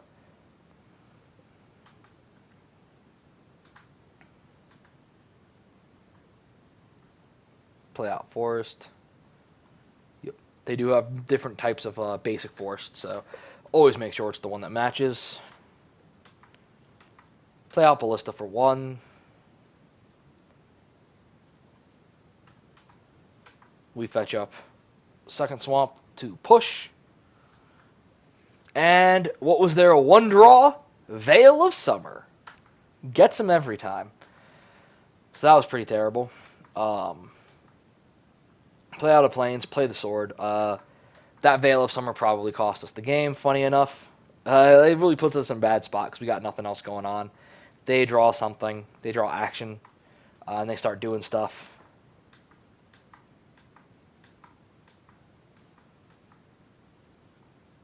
So they put a counter on, swinging for 2. We draw another land. We're flooding out real bad.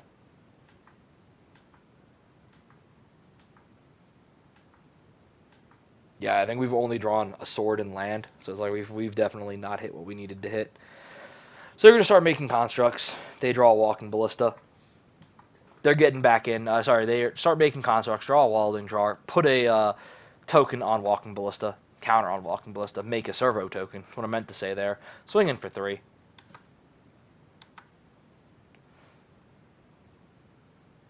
Then, yeah. We take the draw another land, and concede because we drew like way too many lands and not anything else.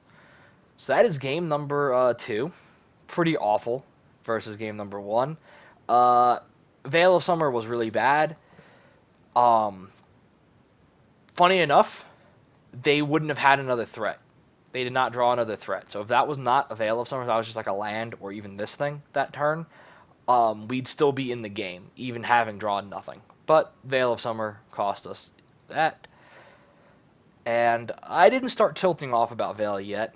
I was definitely not happy about it, but I didn't start really going off yet. I'm not going to scream here, but there were definitely some unpleasant noises, one might say, made during the live Discord league. I need to redo this one. Let me just do that.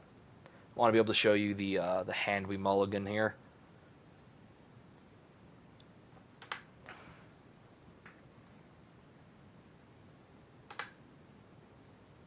Okay. One lander, single planes, unkeepable. 6 lander with Inquisition, unkeepable. This is a bad hand, but it's a keepable 5. Gotta hope for a lot of love off the top, though. We've been mulliganing a decent amount in this league, and like I said, that last game was just awful top decking. I don't think we changed anything this game, just to make sure. Yeah, we did not change. Oh, yeah. We took out another Lingering Souls. And added a Liliana back in on the play. Just because, yeah, like, this can at least kill things. Realistically, in the spot we were in last game, does nothing. So, pretty much why. Liliana, the last hope, great card here. Yet again, is the last hope of our deck. Play out a Courtyard just to hold up push. Pass to them. They play out Forest. Play out Scales. Disaster for us immediately. Very hard to beat Hardened Scales on the Scales start if they have ways to follow up. We got Path to Exile, though. Draw Swamp. Pretty good draw, all things considered. Lets us get Lily the last hope down. Lets us get our last hope onto the battlefield. Start trying to win. Play an Arcbound Worker. Holding up that Veil of Summer.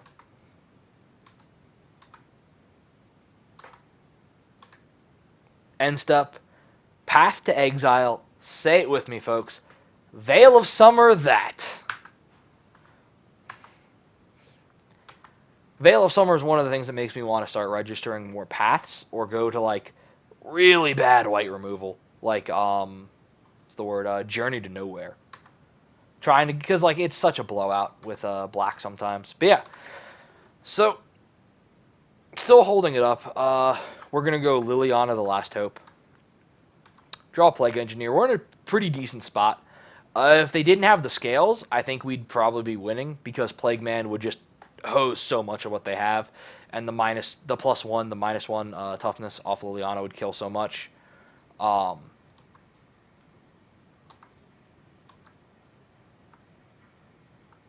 Ancient Stirrings. Find a Phyrexia's Core. So they find a land, which is pretty good for us. Not hitting a threat. Always nice. They play out something. There it is. Walking Ballista for 2.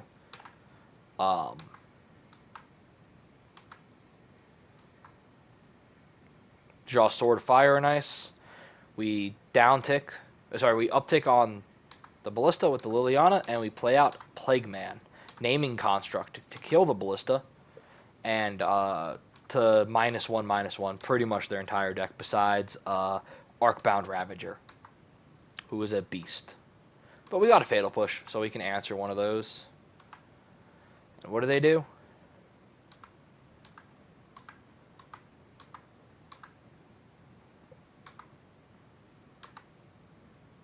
Play out a Hangerback Walker.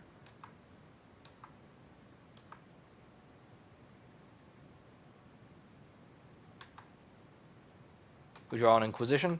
We'll Inquisition them. They're tapped out. Sorry. We'll Fatal Push while they're tapped out, is what I meant to say. They make 3 flying, I believe these are Thopters. So yeah, unfortunately they're not constructs, so they don't get killed by Plague Man. So they got 3 Thopters. They're holding on to an Arcbound Ravager, Gem Razor, which is a card I'd never heard of before playing this league.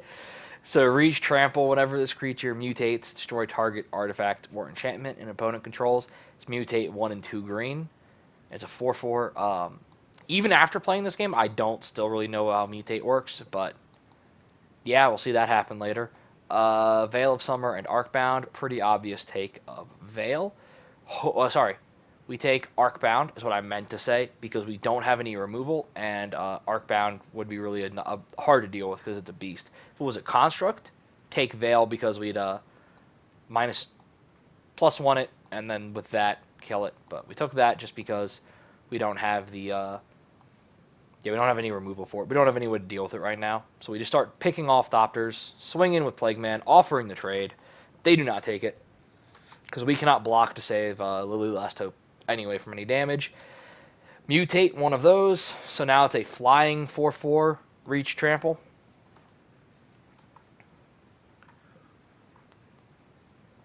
They swing in for 5 on Lily the Last Hope.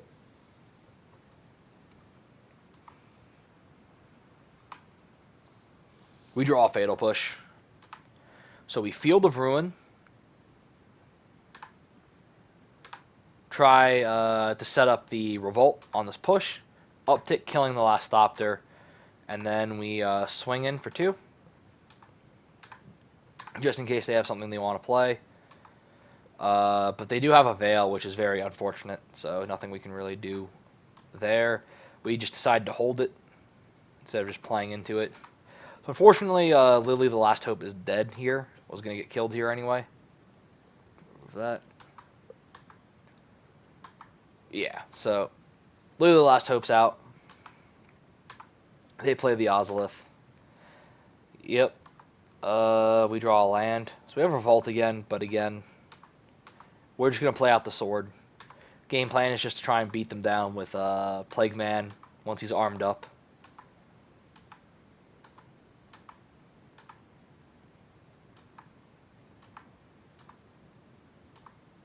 Plague Man going coast to coast.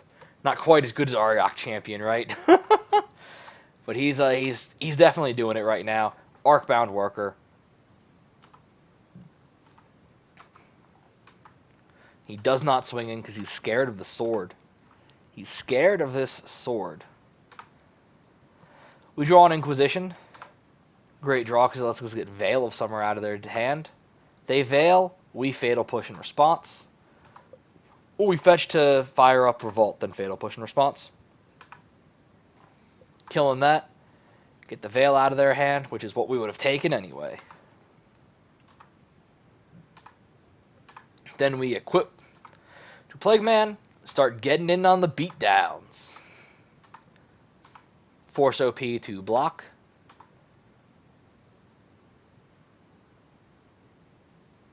Don't remember if he does or not. And he does not. So we're able to shock the worker, and we draw another land. Ozolith gets a pair of counters. Play the land. Pass the turn. He finds Llanowar Reborn. Plays a Hardcast Gemrazor. Gemrazor, right? Yeah, Hardcast Gemrazor with a +5 on it, so it's a 9/9. So we swing in hoping he blocks, which he does do. So trade there, holding Fatal Push, because of course the hope would be if he doesn't block, we can take over 2 hits from it, and we just try and dig for an answer for it, or a way to activate Revolt at the very least. Find Arcbound Ravager. We go to push it. And here's Veil number 3, which pretty much costs us the game. This is just, the rest of this game is pretty much very downhill, and this is where you hear, like, I said a lot of this is very painful now, like, oh, not like this. So missed that, not having the live Discord league, but yeah, obviously. Really bad position for us now.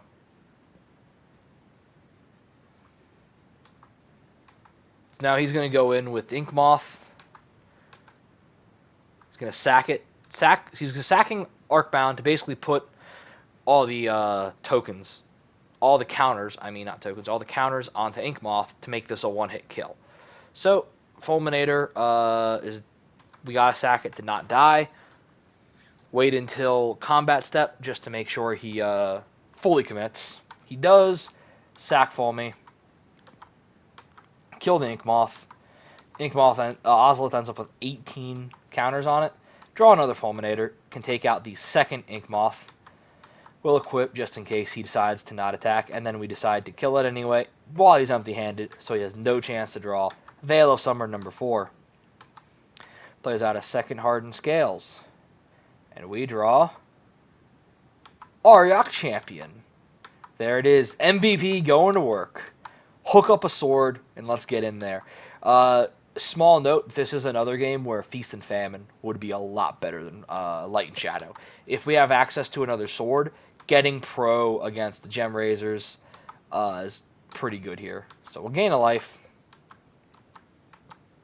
Unfortunately, all the protection Auriok Champion has is not from green. Bikini Girl is not ready for this fight. We draw a land, but fortunately it's clearing, so we get the redraw. OP is down under 5 minutes. We find a Stoneforge Mystic. See, right here, he's a 24-24. We really need a Feast and Famine. Would be a lot better in this spot than a Light and Shadow, which is one of the things we can draw, or Batterskull, which is the other thing we can grab.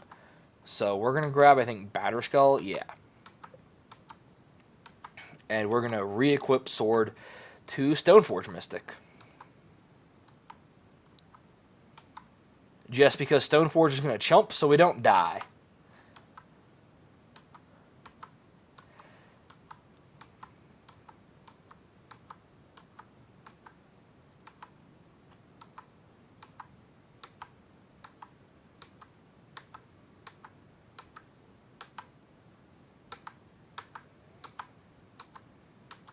OP finds a Hangerback Walker. That's pretty much game for us. We really needed an answer to that Gem Razor. And there it is, one turn too late. So unfortunately, we lose this game. Like I said, I do think it's a winnable matchup. I think it's probably 50-50, 60. Like I think it's 50-50 probably. Really depends on who gets a little luckier with the draws. And we did not draw stuff to line up very well. We had Tumult of 5, which really hurt us, and unkeepable 7 and 6, and just we did not find the right answers. So that is the game with Hardened Scales. So unfortunately, and 2-3. Tried not to tilt off, but man, seeing that run back through, I was like, so bad. All right, and welcome back to the wrap up for the league we just played.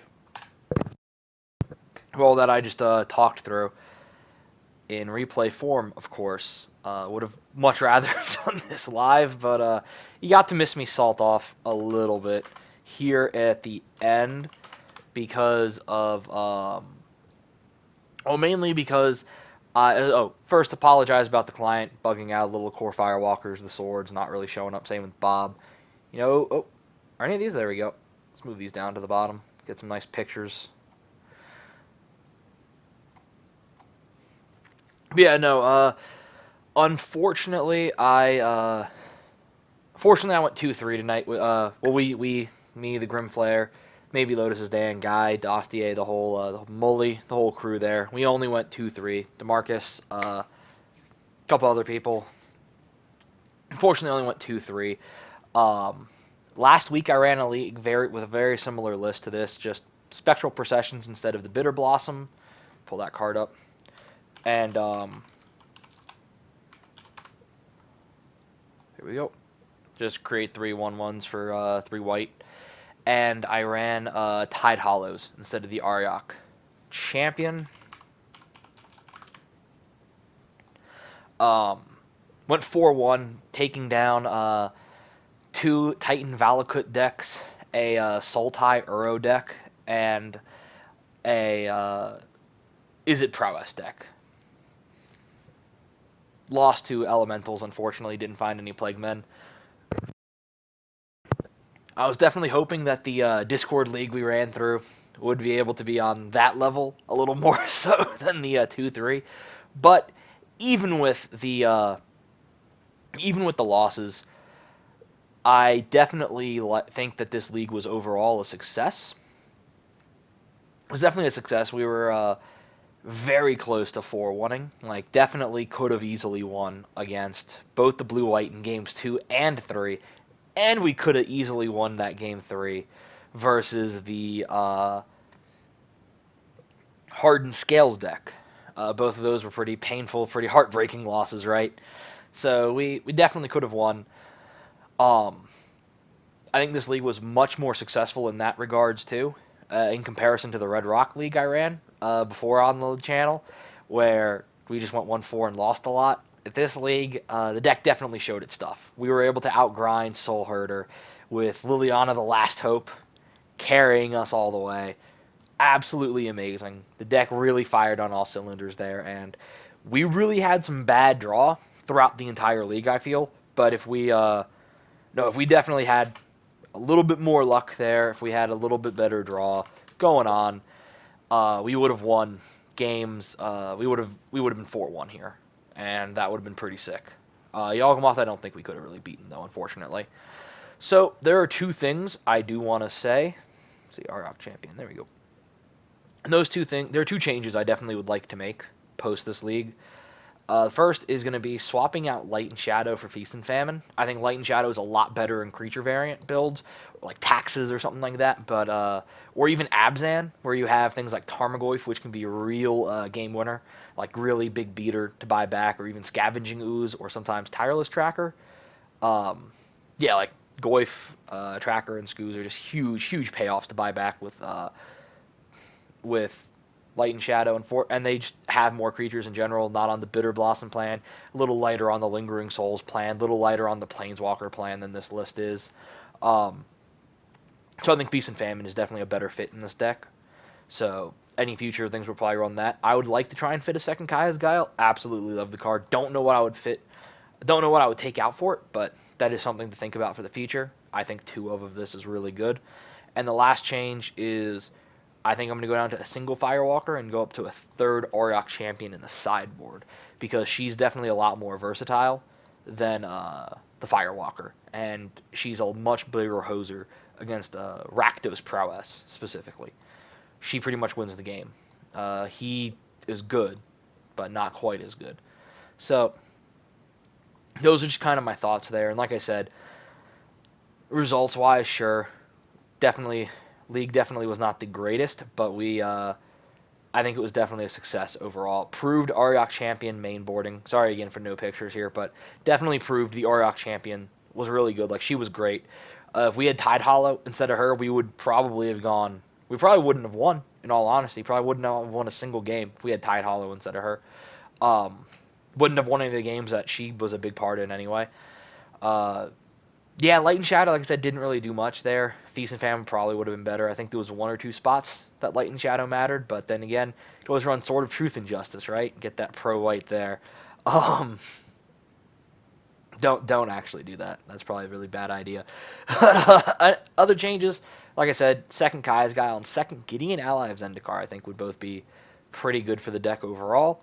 But so those are my little thoughts at the end. Like I said, I know Grim Flair's probably going to do his own thing. I just wanted to wrap up my thing here, just with that overall positive experience with the league. Definitely positive results here, even with the negative number results, positive feeling results, where we were able to really show, hey, the deck can do its thing. It can hang with the thick of them, right? And this is really an underpowered deck in terms of card quality, I guess, comparatively to like Uro. Like, Lingering Souls looks real bad in comparison to what a lot of our opponents do. But we're able to make it work. And, like I said, I'm just really happy to be able to kind of show that with this. So, those are my thoughts. Thank you to Grim Flair, MTG, for allowing me to do this, for allowing me to make up for losing to the technology, you might say, with not recording the audio. So, thank you. Huge thank you to him for allowing me, like I said, to record this, putting this up and everything. And thanks to all the people who helped out with the stream. And like I said, in I believe it's 2 or 3 months time, you'll see me again. The Fjord will return in a more classic Discord League faction, where we will we'll be taking them down as the Grimquisition instead of just hearing me talk and make jokes to myself for 3 hours. Alright, thank you guys. Good night. All right, guys, so big shout out once again to the Fjord. Thanks for taking the time to do that replay, my friend. I hope everybody out there liked it, and thanks again, Fjord. He rescued the community from the technical malfunction that does afflict us all every now and then, and we did get to show you some insane game states. How about the board state at the end of round 1 and also at the end of round 3. I'm talking about the one we won with the F6s with the opponent in upwards of 70 life in round 1. I'm talking about the opponent's otherwise unbeatable, like Ephemerate Restoration Angel, Yorion Thragtusk, ETB value just getting blown out by our zombie army from the Last Hope emblem. We had some completely memorable moments here. I'm glad you got to see them despite the fact that our original league was not able to be shown. Now, by way of wrap-up, in addition to what Fjord said about prospective changes to the list, which I agree with, I do want to take a look quickly at a couple other 5-0 leagues, the lists, rather. The two most recent, in fact, Deadguy or Orzhov Stoneblade 5-0s. The first one, the most recent one, is one that is structurally very similar to ours with one important distinction. They are rounding out the threat suite with Tide Hollow Sculler instead of Auriok Champion. And hey, they went 5-0 and we went 2-3, so take this with maybe a grain of salt, but I think Auriok Champion is definitely better right now. Right now, the deck to beat is Uro, or the card to beat is Uro, and the decks to beat are multifarious, and they are called Uro piles, and they're all kind of jamming Uro into anything and everything, but the point is they're all very value positive, and or they have the capacity to go over the top of a Deadguy Ale deck.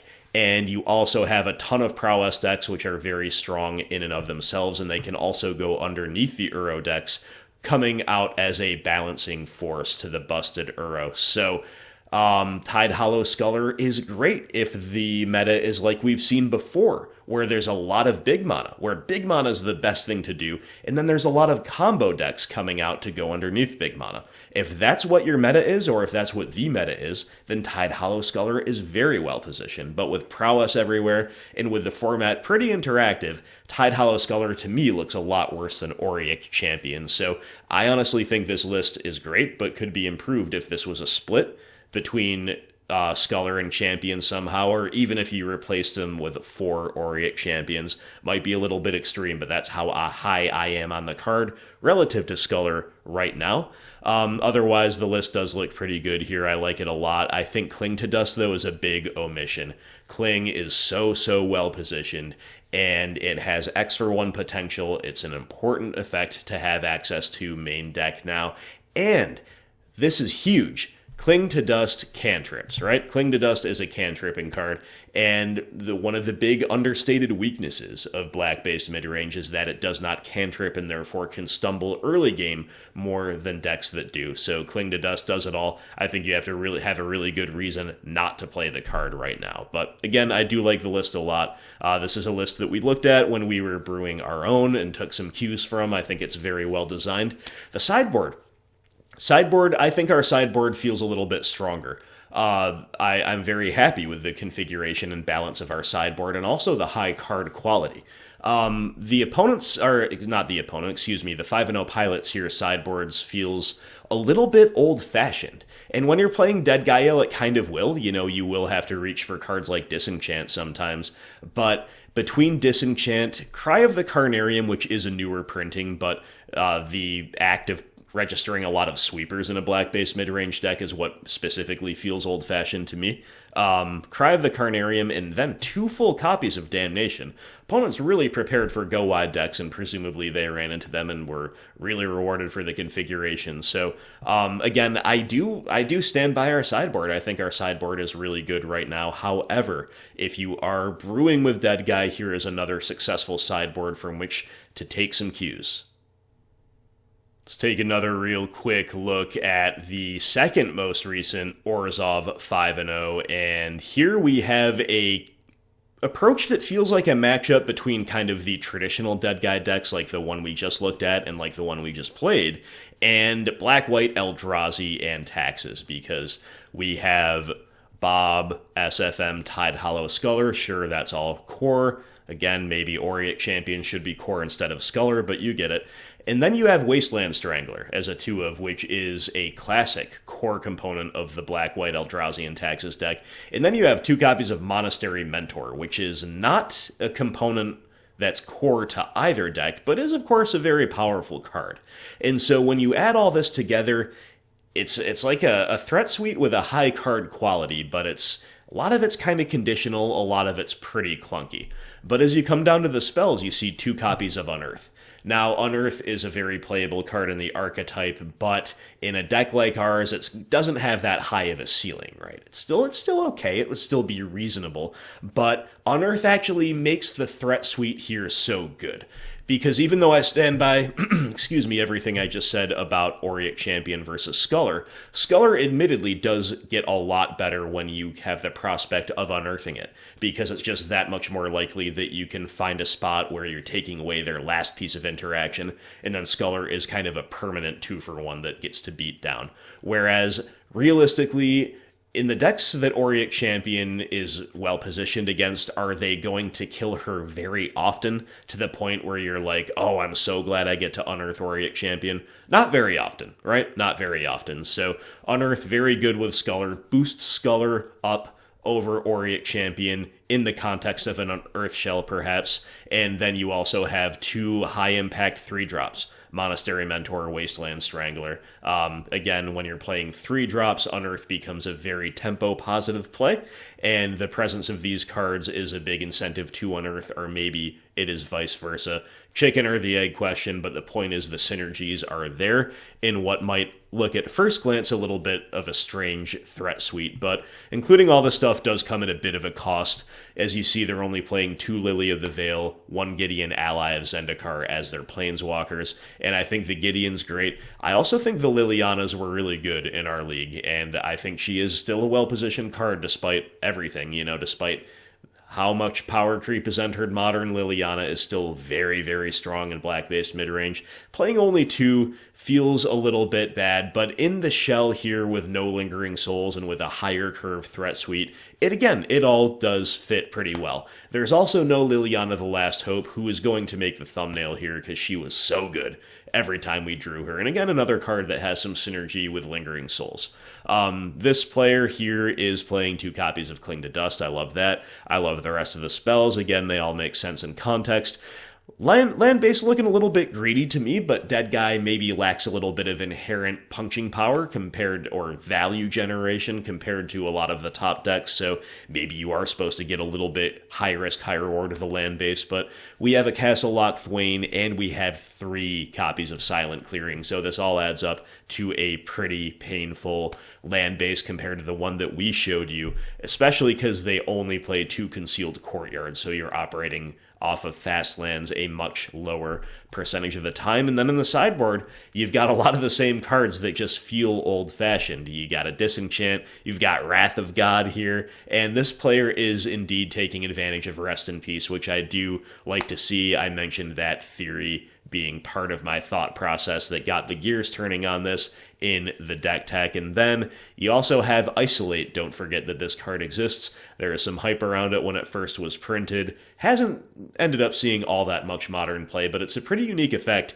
and one that you should have in your maybe board if you play anything white and interactive. It is definitely a pretty cool one to consider. So there you go, my friends. I hope this roundup at the end was a fun little addendum to a very long but very cool Deadguy Ale replay league, guest hosted by the Fjord. Thanks again, Fjord. Really appreciate you, buddy. I'm happy your league got to have its time in the sun despite our technical difficulties. Thank you for watching. Thank you so much to all Patreon supporters, including our newest Inquisitor, Chris Colbert, and the Spice Master, Connor Smith, who is all the way up to Of the Veil.